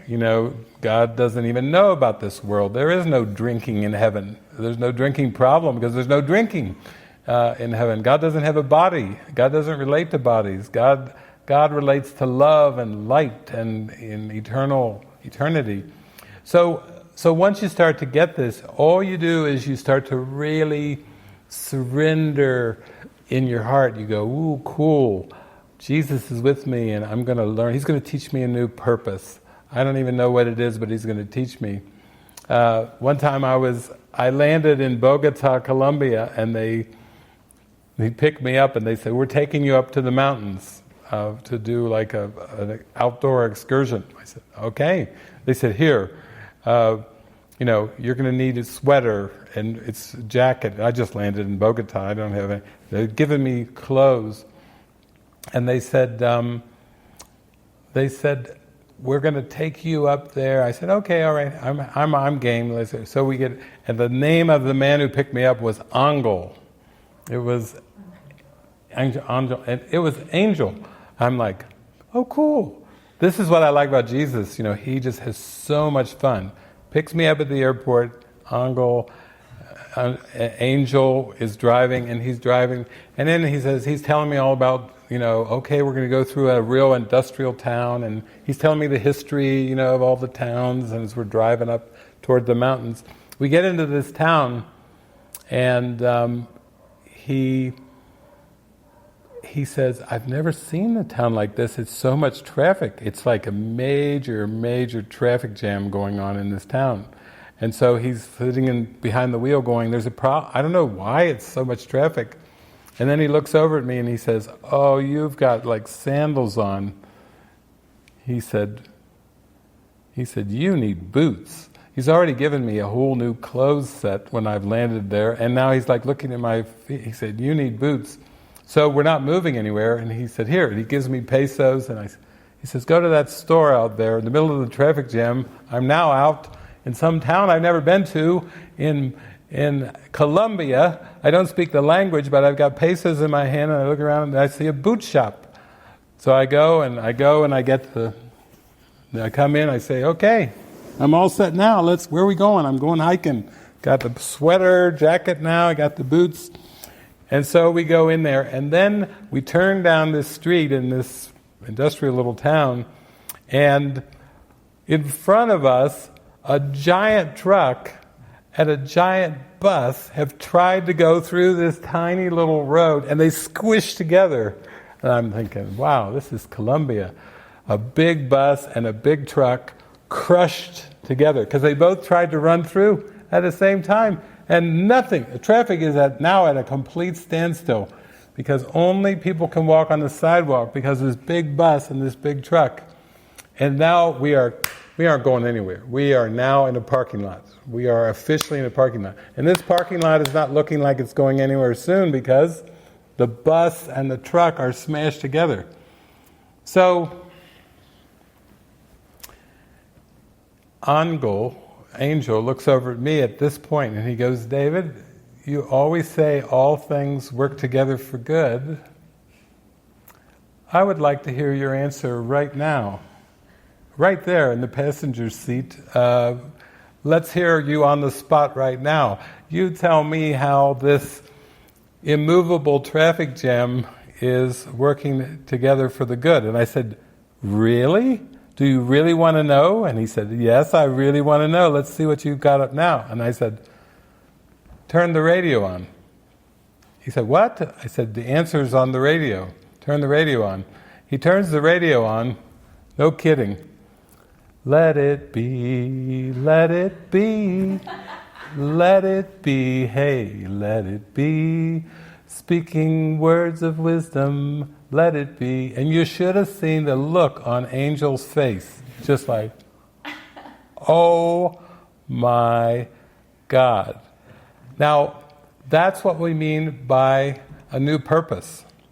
You have to be disidentified with the things of time and space, because Eckhart would have given the same answer. He would have said, you really want to know what the power of now is all about? It doesn't have anything to do with the traffic jam. It doesn't have to do with the destination of going hiking outdoors, or it has really, the boots, everything. No, that was just the window dressing. The lesson is now. That there's only now. And that's what the Let It Be song was. So these are the kind of experiences you have when you just have the willingness to say, show me the purpose. Because you're not really going to try to tell Jesus what the healed world is like, It's like, you can make him laugh if you do that, You can say, ground control to Jesus, I'm going to take a stab at this, and I think if I heal my relationship with my mother, that should count, that should give me some brownie points to get into the pearly gates. But you see, he's just saying, just be open to the purpose. Just let me show you the purpose in everything. And it doesn't mean that you can reach it through imagination or through like shifting concepts around in the mind. It just comes from your prayer of your heart. Because, that's what you've been praying all along, is like, you're praying, I want this time-space experience to actually come to a seeming end. I would rather be happy. And then if you put, I want to be happy and I am clueless on the how, but you are with me and you will show me, then that's the best prayer. That's the best prayer. Because then you don't try to offer anything. You don't try to add anything to it. You're just in that place of show me. Show it to me. You take me there. You take me there. So thank you. That's it. That's beautiful. And also, when you mentioned about the phone calls coming in, your mother's, and then we'll call them the solicitor calls, it reminds me of a parable of David. One time I stopped in St. Louis to visit my friend Richard, and Richard was a cool bachelor. I would land with him, and he would have all these Snapple teas lined up in his refrigerator, and pre-made sandwiches. This was like the bachelor who just takes the lid off the Snapple and he buys pre-made sandwiches. He was like, it was a bachelor's pad. He was like living there, but he had his girlfriend over. He's retired. He's probably maybe like 65. And then we're sitting there, and I'm having a Snapple and a pre-made sandwich with him, and we're having a holy encounter. And I just love to visit him. He's such a sweet guy. And so I'm saying to him, I said, "How's it going, Richard?" He said, "It's okay. I'm fine." And I said, "Fine? Are you just fine?" I said, "Surely you have something that's stirring under there that you want to tell me about, so we can go through a healing process." And I said, "Well, what's bothering you? Is there anything at all that bothers you during the day?" And he said, "I can't stand solicitor calls. I can't stand when they call me, especially at dinner time.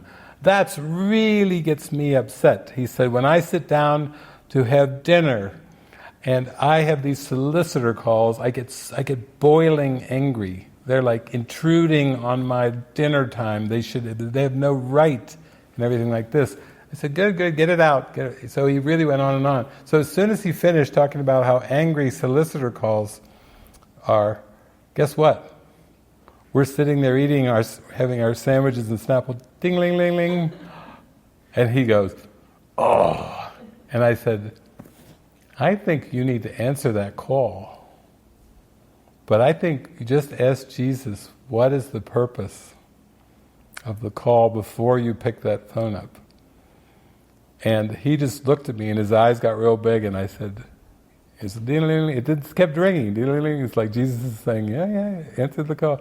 So he went over there and he answered the call, and he looked at me with the biggest smile on his face, because this is how the miracle works. You just say that you're willing, or you expose all your thoughts, judgments and everything, and then you have the tiniest little willingness to heal, and then the funniest things happen, like the phone ringing right there in the middle of dinner time at Richard's house. And sure enough, it was a solicitor. And he was like, looking at me, "Hi. No, I don't have those." "Oh, that sounds interesting." He was just making eye contact with me, where he had just raged 5 minutes ago about the very thing. And then Jesus is like, "Oh, let's walk through this one, you can do it, you can do it." So that was another parable that came to mind when you said, with your mother calling during the movie, or the solicitors, I thought of the Let It Be parable, and that. So just take heart and just know that all you have to do is just be willing. Just, you're just saying to Jesus, "Take me, heal my mind, show me the new purpose." If I already knew what the new purpose was, I wouldn't see a cracked world, and I wouldn't feel like sometimes a crack up. But actually, that's why we need to forgive. That's what the whole purpose. It's really just taking on a new purpose. for the world. That's what it is. Thank you, Esther. Thank you for your devotion. We were just talking about you before we started tonight. We were saying, there's Esther, and she's there again, and she's there again, and then even with the Spanish retreats, she's there, she's trying with the Spanish thing, I need help, I don't want to miss a thing here. I gotta forgive, I gotta wake up, So we were just talking about you before the movie session tonight. Thank you for your dedication and your devotion. Your pen in hand, ready for some more notes. The blue pen is there. Beautiful. Okay, next we have Jacqueline. Jacqueline, do you want to go ahead and speak? Yeah, let me see. Okay, cool. So I was so drawn into the movie. From the very moment it started, I could relate to every single thing. I was so there. And I was like, whoa. I was scared about where it was taking me because I felt so drawn in, and just like, I was gone. I was right there. And I thought, oh my God, it's like, where is this going? But anyway, the whole thing was perfect. As you said, I'm just so grateful for the whole process. But I guess it really helped me too to understand about the letting go of the body, because that seems to be something, I don't know if other people can relate to this, but maybe you feel like, oh yeah, like I am sort of loosening up my grip on the body, letting go of concepts and letting go of paying attention to what the body's doing and all the symptoms or whatever happens, and then all of a sudden you're back in the body, again or something. So it just felt like it took me to another level, I hope, of being able to see. I mean, I do understand that the mind is all there is, and that's what I'm working on, allowing to be healed. But the body certainly does get in the way. It's like this strange phenomenon that just kind of drifts away and then comes back. And Jesus said to me the other day, he goes, the ego's trying to give you everything it's got. And all it's got is like body symptoms, or like body senses or whatever, or like, just any way it can screw with your mind. And I'm like, yeah, great. Yeah, I need help here. I just keep asking for help. So I just wanted to, just say I'm so grateful to everyone, but I'm really grateful for the movie. I don't even know, when I do these online retreats and these movie gatherings, I have no idea where I go, but I go somewhere and something happens. I mean, it's I can't even talk about it. I'm just like, whoop, something wild happens. So I just totally trust. I go, okay, whatever needs to be happening is happening. And I thank you for it. It's perfect. Thank you so much. Oh, beautiful. Thank you. That's so beautiful. Well, yeah, every week they put out a poll of themes. So I'm sure one of the weeks they'll put out on Facebook, one of the options will be body thoughts. And you can rank that number one. Then we have to pray and come up with a movie. Okay, next we'll go to Susan. Go ahead, Susan. Okay. Hi, everyone. Well, Hi, Susan. I don't want to see me. There you are. So you mentioned Eckhart. You mentioned Alan Watts, Yogananda. Here's what I wish. I wish you, David Hoffmeister, was talking to my mind back in the 70s. I really do. I wish you were interpreting and doing a commentary, even though you probably were, but I wasn't listening deep enough. Recently my friend Elizabeth sent me some photos from high school. I think I might have shared them with Esther and, a mighty companion or two. And it was from then and the next few years where I was having like really kind of outrageous experiences that seemed to become more and more extreme. So when I was really young, I had like a chances are experience where I kind of knew the only thing I felt I could know was that God is. And I walked with that. But then I was in this crazy world in Brooklyn, New York, and having all these experiences. But I just want to mention one quickly. Right before finding the course and meeting that teacher I spoke about, I had such radically extreme experiences where I was living on West 4th Street in the Village, if anyone's familiar with Greenwich Village, and I would go dancing all night. I wasn't using drugs or anything, but I would love to dance. And I was a dancer at the time. And then I met like a real character who was wanting me to take, at the time, this is embarrassing, Quaaludes and stuff like that. And then one night, I'm in my apartment, the 5th floor walk up. And does anybody remember Tom Snyder, the newscaster?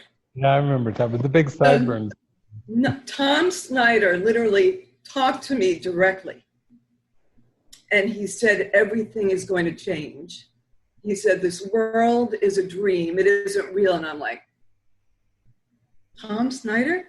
And it's like he came out of the TV, but he was just talking with me. And that was right before I made some very radical decisions. Because when I met that teacher, when I found the course, and I was told, if you want to do this work, then you can't do this, this, this, and this. And for one night, I went back like to a bar scene and dancing, and I couldn't be there. I said, that's it. It's over. And I just really changed my life and was on this path. But, I'm really sincere when I said I wish I had this kind of commentary back then, because as great a teacher as he was, or, other guidance that I felt I was guided, this movie, it's just so clear, and having mighty companions, here, I'm just so grateful. But Tom Snyder, I haven't thought about that in a long time, but I just remembered him just talking so directly. This is a dream, it's not real.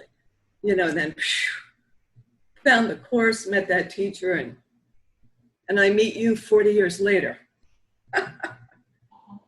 Well, maybe we'll have to, yeah, that's a great idea though, because I think we're starting to get little prophecies coming to us now that we're going to be more involved with television or movies or things like that. So maybe you and I can work on a script for our own Living Miracles Days of Future Past, and I'll be like Wolverine, and I'll go back to the 70s and I'll hear Roberta Flack singing "First Time Ever I Saw Your Face," and I'll sit down on the waterbed, and then you'll be this groovy chick with a ponytail just coming in off the dance, and instead of the David that was actually existing back in the 70s, which was just rooting for the Cincinnati Reds, and that guy was lost. I mean, I wouldn't listen to him for anything because he didn't have a clue what was going on. That was BC, before the course. That was back in the David BC days. But we could do our own Living Miracles production of Days of Future Past, where we reunite the way that I'm thinking now, and your curiosity is there. You can play yourself, and you're all like ready to hear more than Tom Snyder on the radio, on the television. You're ready for something, and then we'll take it from there to a transcendent experience. But we could come up with a pretty good script, I think, for that. We could I have a lot of miracles, a lot of I have a lot of parables to share, that I love to share with you. So yeah, that's good. We'll keep them for the script. We'll load the script up. okay. That's cool. Okay, groovy.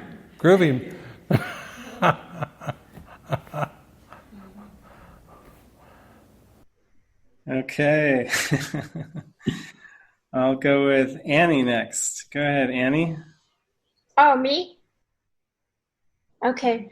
I had lowered my hand, but then I was going to raise it again anyway. So thank you so much for the film and the commentary. I get so much out of it. I I just wanted to make a comment about how when you watch these films that are about redoing the same day over and over again, it seems like, oh, if I could just have that opportunity, you know, I could really make some changes and so it's just a half-formed thought, but I was wondering, like, but that's like an ego trick, because it's like, what's really the difference between seeing the same thing every day and actually having things just be slightly different every day? And because I don't think for me it's so much about being, I guess there's the distraction of it all, but there's some kind of a fear that fear of consequences. If I take, like, you know, I think when she's in the film and she does things like well, for instance, like when she had sex with that guy,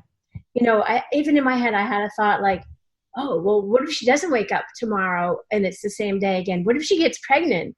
You know, and I guess that's what it is with time. There's always this fear that the ego puts in there, that there's going to be a consequence, that it's actually really important what I'm doing in form. So I can't take these risks. Anyway, that's the one thing was striking me. It seems like it's easy to take these leaps when you are repeating the same thing each day, and I have a block to not do it, to doing it when it's not the same thing. Yeah, and I feel like she makes such fast progress, and I feel like I've made progress, but it feels so slow. Yeah. Oh, it's beautiful. Well, I'm glad you're making those comments, because you know, one thing we have in our Movie Watcher's Guide to Enlightenment is we do have a lot of these loop movies, and so Jesus did tell Helen that he said you can learn from the experiences of others, meaning your brothers and sisters. Like, you don't have to do it all individually, personally, like to learn the lesson. You can learn from the experiences of others, and then he said you can learn from my experiences. So Jesus was saying that the things that he went through, there's lots of channeled writings of some of his things. There's the Urantia book, which is a book that the last section of this huge book is called The Life and Teachings of Jesus. And you can learn a lot. You can like watch him interacting with the characters and the apostles and the women's choir and Mary Magdala, and you know, you can learn from the experiences of others. You don't have to kind of go through it all just in a personal way. That belief can make it seem very slow. And also, I said at the beginning, I said maybe as a follow-up movie for this, it's not really a looper movie like this, but it's called About Time. And I was saying that if you maybe want to watch something from the collection, if you can watch it on the MWGE with commentary. It's a movie about a man, and all the men in the men's side of the family, they have this ability to go into a dark closet. They just have to go into a dark closet or a dark space and think of a sequence or an event somewhere in their life, and they go immediately back to that. And what's good about that movie is that he seems to try to, he bumbles, he goes back to these times where he really bumbled it and seemed to mess it up, either his love relationships or all kinds of things, and he tries to redo the scenes, you know, he tries to make it right. And so that's another good movie that can kind of give you a little more of a feel of the futility of trying to make it right, which is, like you're saying, like to get it right, to not fall into these consequences that are so scary. The ego is always saying, oh, if you make a wrong move, you could pay dearly for it. In that movie, it goes really almost to the end of that movie is like a meditation, where he really starts to relax and just sink into the moment and flow through the day, being like she was at the end, you know, very truly helpful. And but it's different than a time loop movie. It's a little bit different use of time. So I think you might enjoy that. I think a lot of people might enjoy the movie About Time. Rachel McAdams is in that, and she plays his partner. It's a very good movie. So thank you. I actually saw that movie recently, not with your commentary, but because you had recommended it. And where he gets to that point, I don't remember at the very end what he was doing, but I remember he was doing for a while where he would just relive each day twice. And I had that feeling then too, like, if you, and I know this is what I have to get past, but that seemed like, if you could just get past that edge of, well, you know what's going to happen, so you don't have to worry about that. And then you can just focus on being with your purpose. And so I guess that's just that's what I have to do, is just get past the worrying about the form. Because it seemed like when he could live each day twice, it seemed like he just took care of that. Even if something bad was going to happen, that's going to happen, and that's set. And now you can just focus. And yeah, I'm just talking out loud, but yeah. That's good, though. That's good. You're getting there. You're kind of working it out. Like, okay, I just want to relax, and there's a good section in the Course called "Setting the Goal," where Jesus says, unless you have a clear-cut positive goal out front, then it's going to be difficult to really stabilize your mind. So it's a new habit. So it's like, okay, so you want me to have a clear-cut positive goal out front, and that's kind of what rules for decision are about in the text, where you decide the kind of day that you want. It could be just think of the feelings. Think of the feelings you want to experience. And then say to yourself, if I make no decisions by myself, this is the day that will be given me. That's really like setting the goal, like putting it out front. The difficulty comes in is when we actually believe we can look back, that it's realistic to look back. And Jesus says in the setting the goal section, he said, no, the ego is always involved when you look back. The spirit's never involved in looking back. Well, that helps me too, because you're asking a question here. You're asking, I want to find a way to really relax into a purpose and not be hesitating and a little bit scared or fearful about how I'm going through this world. I want to unlearn all my old ego habits, and I want to learn a new way. So I practiced that. I mean, as soon as Jesus got me into that section, and then he kept taking me back to that prayer at the beginning of the book, I'm here only to be truly helpful. I would actually start taking days where I would just think of the day that I wanted, and then I would, I'd go to the grocery store, he'd have me stop outside before I went into the grocery store, and he'd have me silently go through, I'm here only to be truly helpful. It's like reorienting your mind. It's kind of like 50 first dates, you have to reorient your mind in a big way. We need a different use of memory. I can't keep using these memories to be second-guessing myself and rehashing the past and thinking, how can I fix that, and how can I change that, and this and that. But it starts to, you're giving me new ideas for my script, Days of Future Past with Susan. We go back in time in the 70s to discover that we have to learn how to set the goal and be carried through the day by Jesus without trying to run the show or question, of this menu of things. No, it's not a menu. It's set the goal and dive in there, jump in the pool with your goal in front, and then see what happens. Just let it roll up to you. So I think that's part of what this is. It's you're praying for some kind of a new way, some kind of a simplified new way. But those are the sections that are coming to me from the Course. Yeah, to really to kind of jump in, take the leap of faith.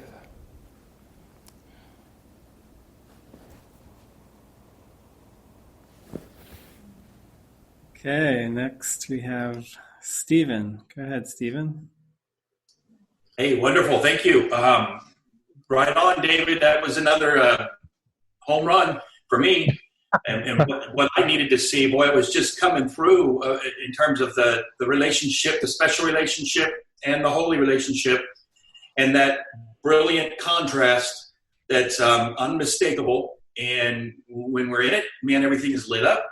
And there's that little origami bird sitting there popping up everywhere. And it's so obvious and it's so clear. And it's, you know, when I'm in my function, and it's just flowing through like, holy cow, it's popping in. The metaphors and the symbols are just popping off. And I'm just in heaven, literally. I can't get enough of it. And when I'm in the specialness trough, and I've got my face dug into this, you know, my mind into the specialness trough, boy, they're irreconcilable. There is no question about it. And so it's like, okay, I got to get out of here. So this film for me tonight was so on point.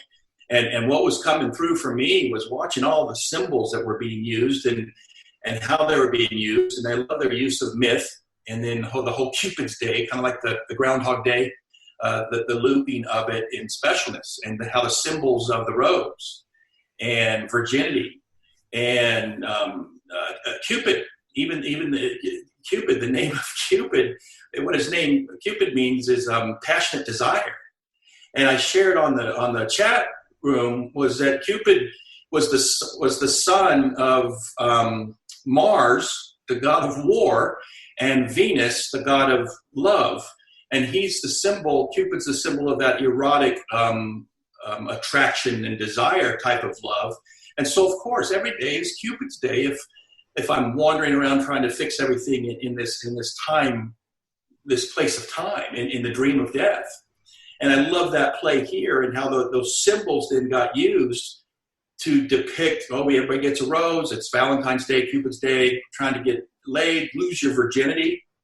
And then that theme, virginity, is really a potent theme. It's really just another symbol for our innocence. So we've already lost our virginity, so to speak, if we're believing in the dream of death. But how the ego flips everything around here, and so we're chasing after each other, we're chasing the specialness dreams, and that just gets us stuck, and it's on that repetitive horizontal loop. But you mentioned the song "Let It Be" when you were sharing that story, and how that, when in times of trouble, Mother Mary comes to me. And I thought, well, who's Mother Mary? Well, she's the mother of God. Okay, let's break that down a little bit. Well, she's the mother of the Son of God, and we understand the connections. It's the virginity. It's the innocence. When in time, I've lost my recognition and remembrance of the innocence of who I am, then speaking words of wisdom, I get infused with those words of wisdom in the time of darkness.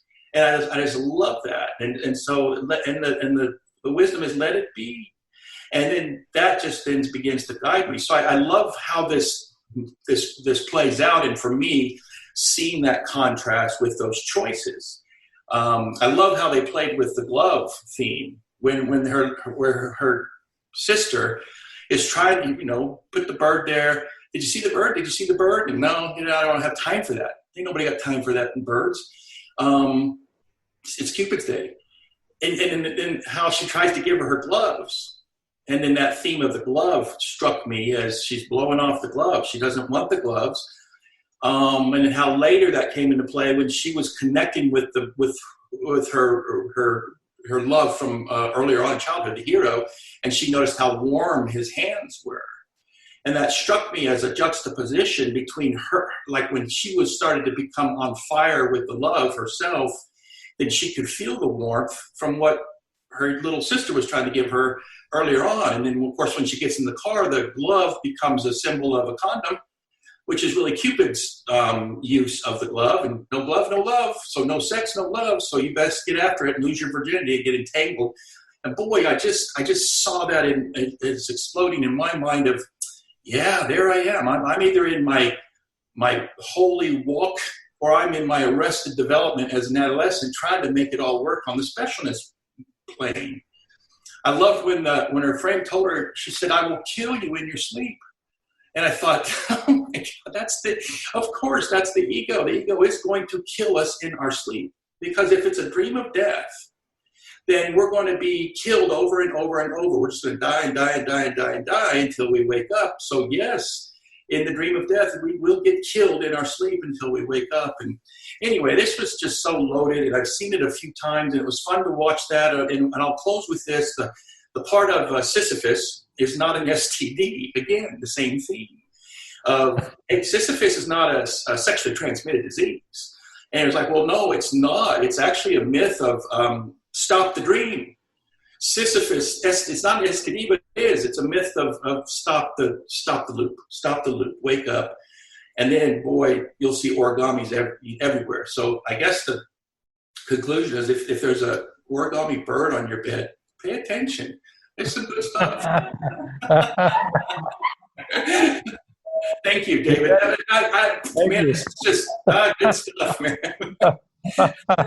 We'll keep our eyes out for that paper bird. Yeah. I'm glad you brought that up. Because they play fun on the words. Sisyphus instead of syphilis, and all the different things. It's very well done there, and I just think it's such a good movie for teaching, because it's like, we find out as the movie goes on that she had this, she kissed this boy when she was like in 3rd grade, and he remembers being the hero, that she came and she was the hero, and he wanted to be her hero when they were in 5th grade, and how all of that got washed out of memory, stuffed out of memory, so that we see her when she's, maybe a senior in high school and chasing Rob, this guy that is just totally into fame and himself. It's like Rob is a good symbol of narcissism. As soon as she basically says, "I'm breaking up with you," he can't even believe it, and then I should have gone for Ellie or whoever. He's like the symbol of everything about physicality, narcissism, lack of communication, insecurity, and all this and this. And then the one that she had from the 3rd grade memories, the 5th grade memories, was like her mighty companion that was there all along. The mighty companion, that's a pretty strong symbol too. The mighty companion was there all along, wanting to be her hero, wanting to be there for her no matter what. Very much the symbol of the Holy Spirit. And even in terms of the world, you picked right up on that that's a pretty strong teaching there of how the Holy Spirit just gets pushed out of awareness, and then the mind goes for the popularity, the fame, sex appeal, all the things, that are more just ego alluring things to try to distract the mind. So, beautiful commentary there once again, Stephen, on pulling out the symbology for us.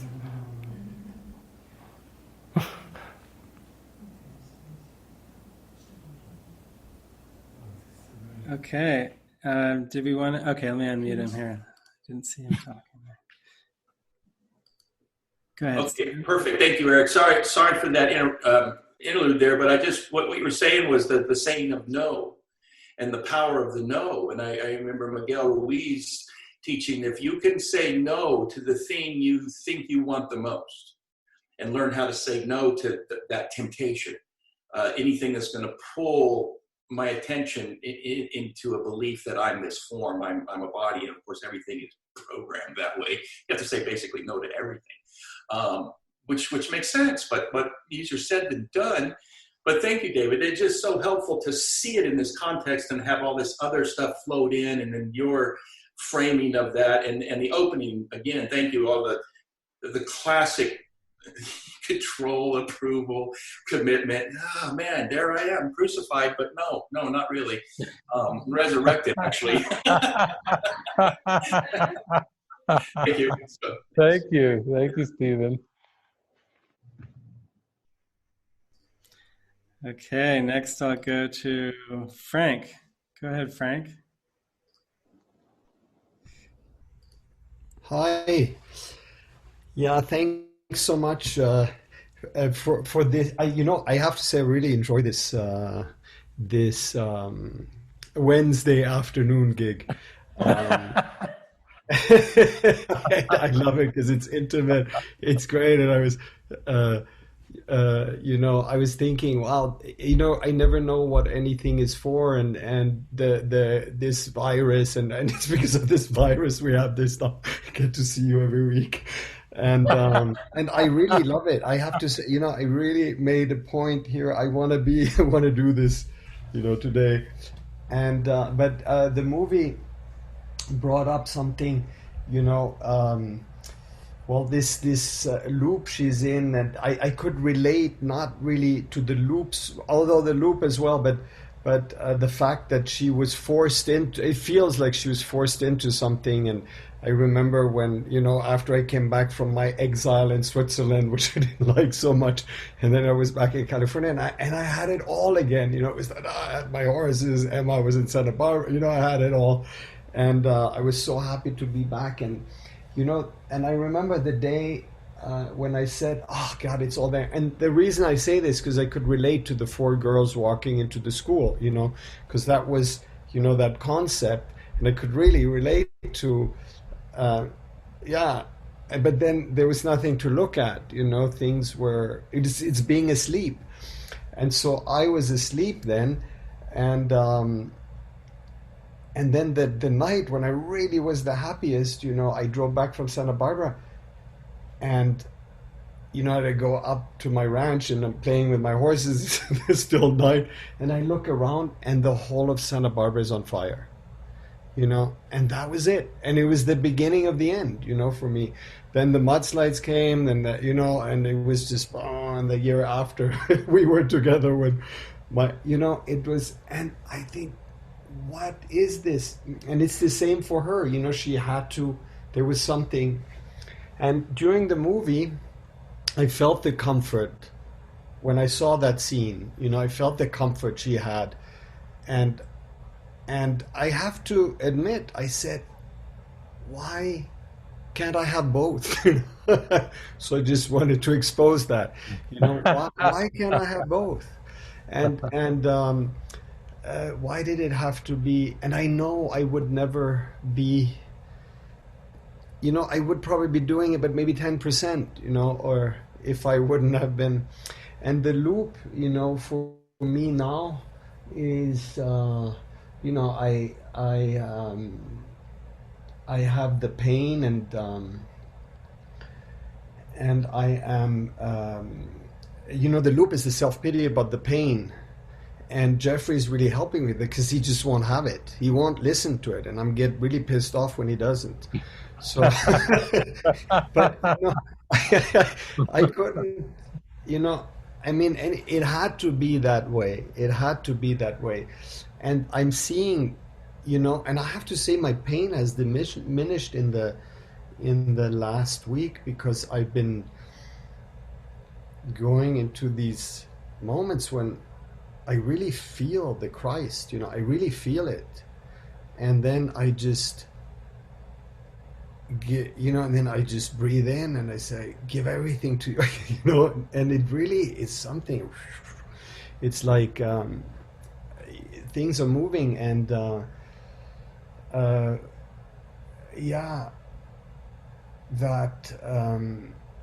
that loop to. And then, it really works well. And then the next day the ego comes back. And even with words, this is never going to work. You have a condition. It's not going to go away. And I'm really going to the causes and condition. And I know Diana is watching, and I really want to thank her for telling me in Zurich, the causes and condition, and it really stayed with me, and that's what I'm doing. I'm doing that with the tapping, I'm doing that, and I can see there's so many causes and conditions in my, self-pity, pleasure in, there's some sick pleasure in entertaining even this pain, and I'm uncovering it, and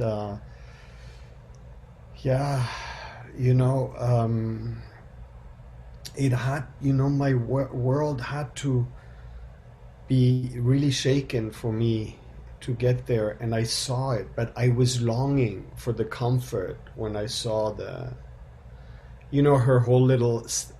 I mean, her lifestyle was her the way she did was totally different, but I could feel the feeling. She's comfortably asleep in this bullshit. And so.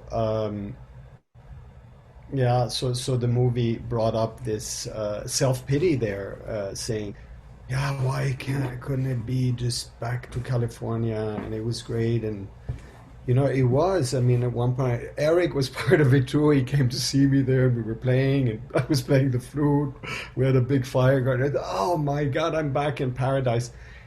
And boom, like in Inception, everything started to go.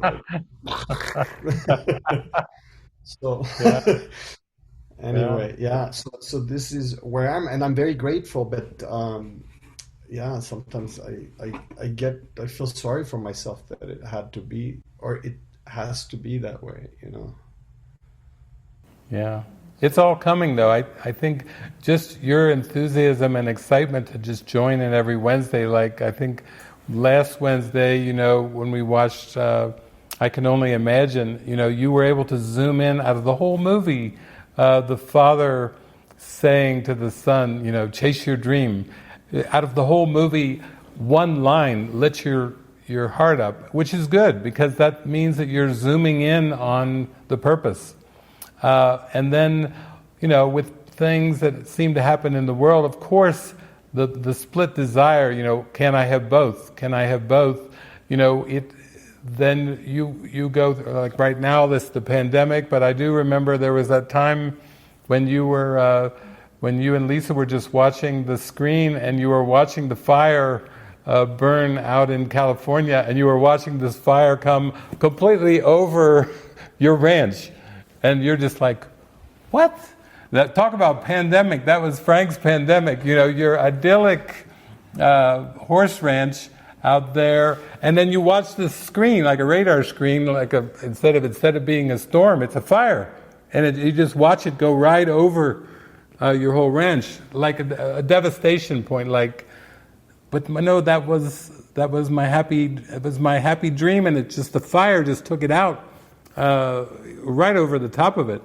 And so you watch the pattern happen where it's like the Spirit's graciously saying, not that, and then when you hear, like, chase your dream, it's really like you're getting into your calling now.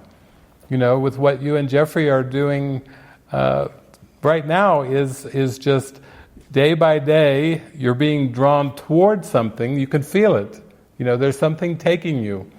And then, of course, the ego is wanting to focus on the pain, and it's wanting to try to say, no, over here. It's trying to get your attention. No, it's back over here. But you're kind of in the tractor beam now. Even today it was so great because I had this movie on my screen, and it was this kind of wild movie about racism and all these things, and then you're with Jeffrey in your glory, and then Jeffrey butt dials my phone, which shuts my computer. It knocked the whole movie off my screen with Jeffrey's butt dial when you guys are just in your glory. So I call you back, and you're just like, yeah, whoa, we got so many miracles. Oh, we got to tell you some of the miracles. And you see, that's what's drawing you. The miracle is drawing you. That's the only way that it really works, is you keep your attention and your faith into being taken in the miracle. That's just you trying to be truly helpful. That's just you joining with Jeffrey in how can we help? How can we help? How can we be of help? And so I think it's good that, like I was saying with Esther, you just kind of focus on that, and it will win out. Believe me, the pain is not in a good position to win this one. The calling and the joy, it eventually just takes over. The light just extends and radiates. So you're on it. You guys are on it. Thank you for that butt dial call today. That was a beautiful thing. That gave me my siesta time before this movie so I could be really lively tonight. This all works together for good. Thank you, Frank. Sweet. Sweet, sweet. Of Kristen. Go ahead, Kristen. Hi everyone. Hi, Kristen. I feel fear of speaking, and I have kind of come to feel this fear as really a fear of love, a fear of like speaking for the prayer of love, and the place where I used to think it was a fear of bodies and a fear of like other people listening, but the scene that I found most poignant, that brought me to tears, and it did the first time I watched it too, was that last day. And that day in which she's just in so much peace and surrender, and where every moment is just a pure moment of vision and love and blessing. And like, it's the true overlooking, anything that she had judged along the way as the darkness came up just became overlooked to see the blessing in all of life, like that it was all just for joining and union. And I could feel my own like longing and the catch for feeling such a clarity of purpose, such an absolute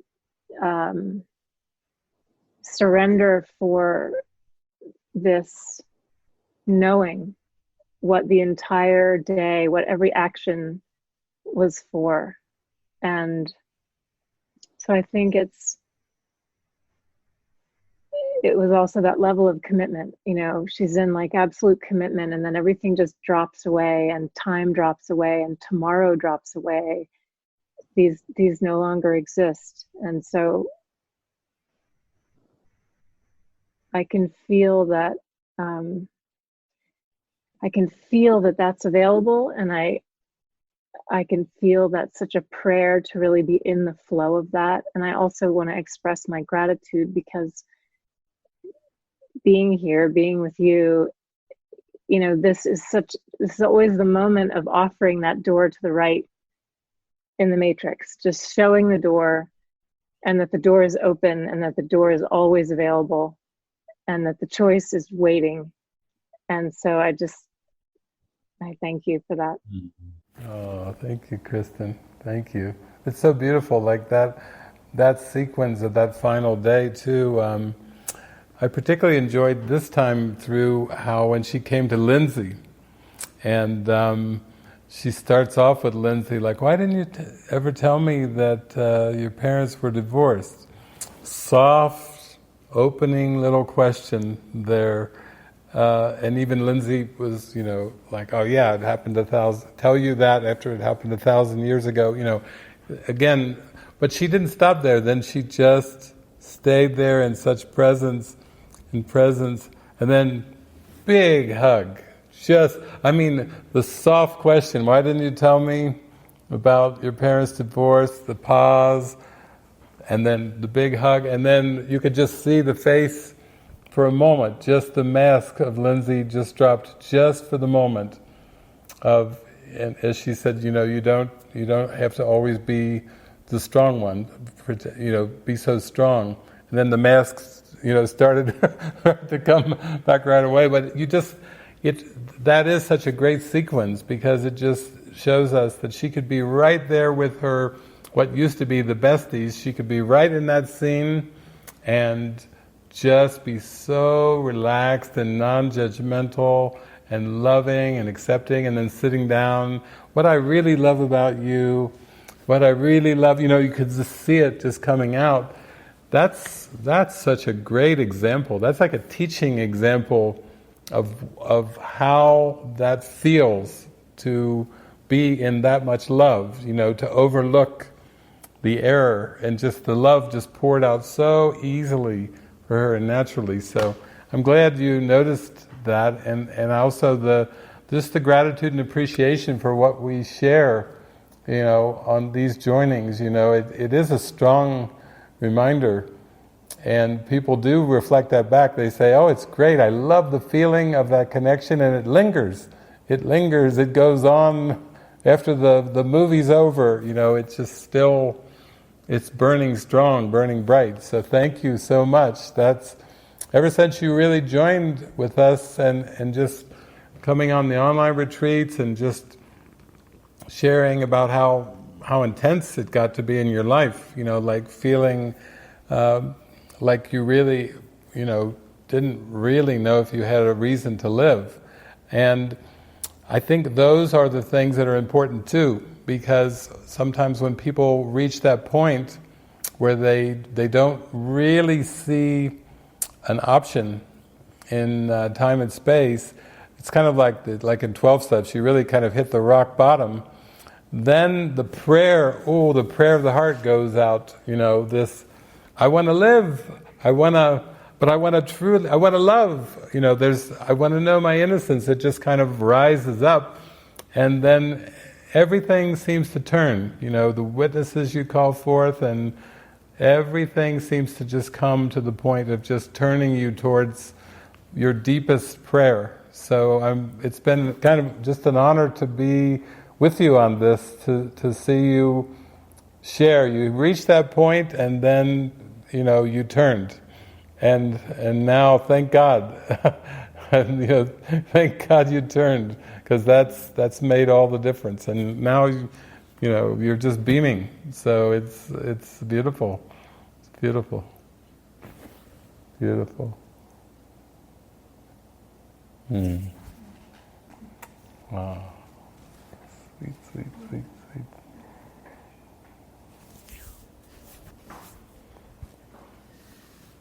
Okay, well, that's all of our hands at the moment. Very good. What a beautiful night. Your faces say it all. Your faces say it all. Wow. Thank you so much. Thank you so much. We always look forward to it. Our joinings like this are having such an impact that Svava says, why is it always Wednesday?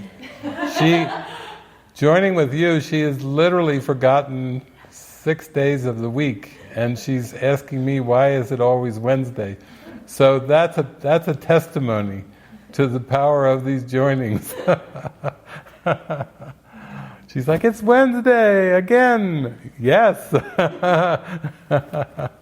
So that's good. That's a nice reminder for us. So thank you very much. And if we put these polls out on Facebook, then just tell us. That really helps steer us into the movies.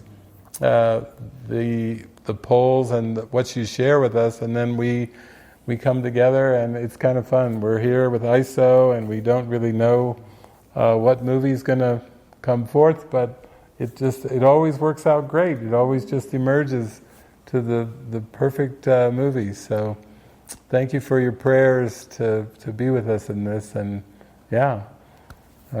my heart goes out. I'm so grateful. So thank you again. A wonderful night.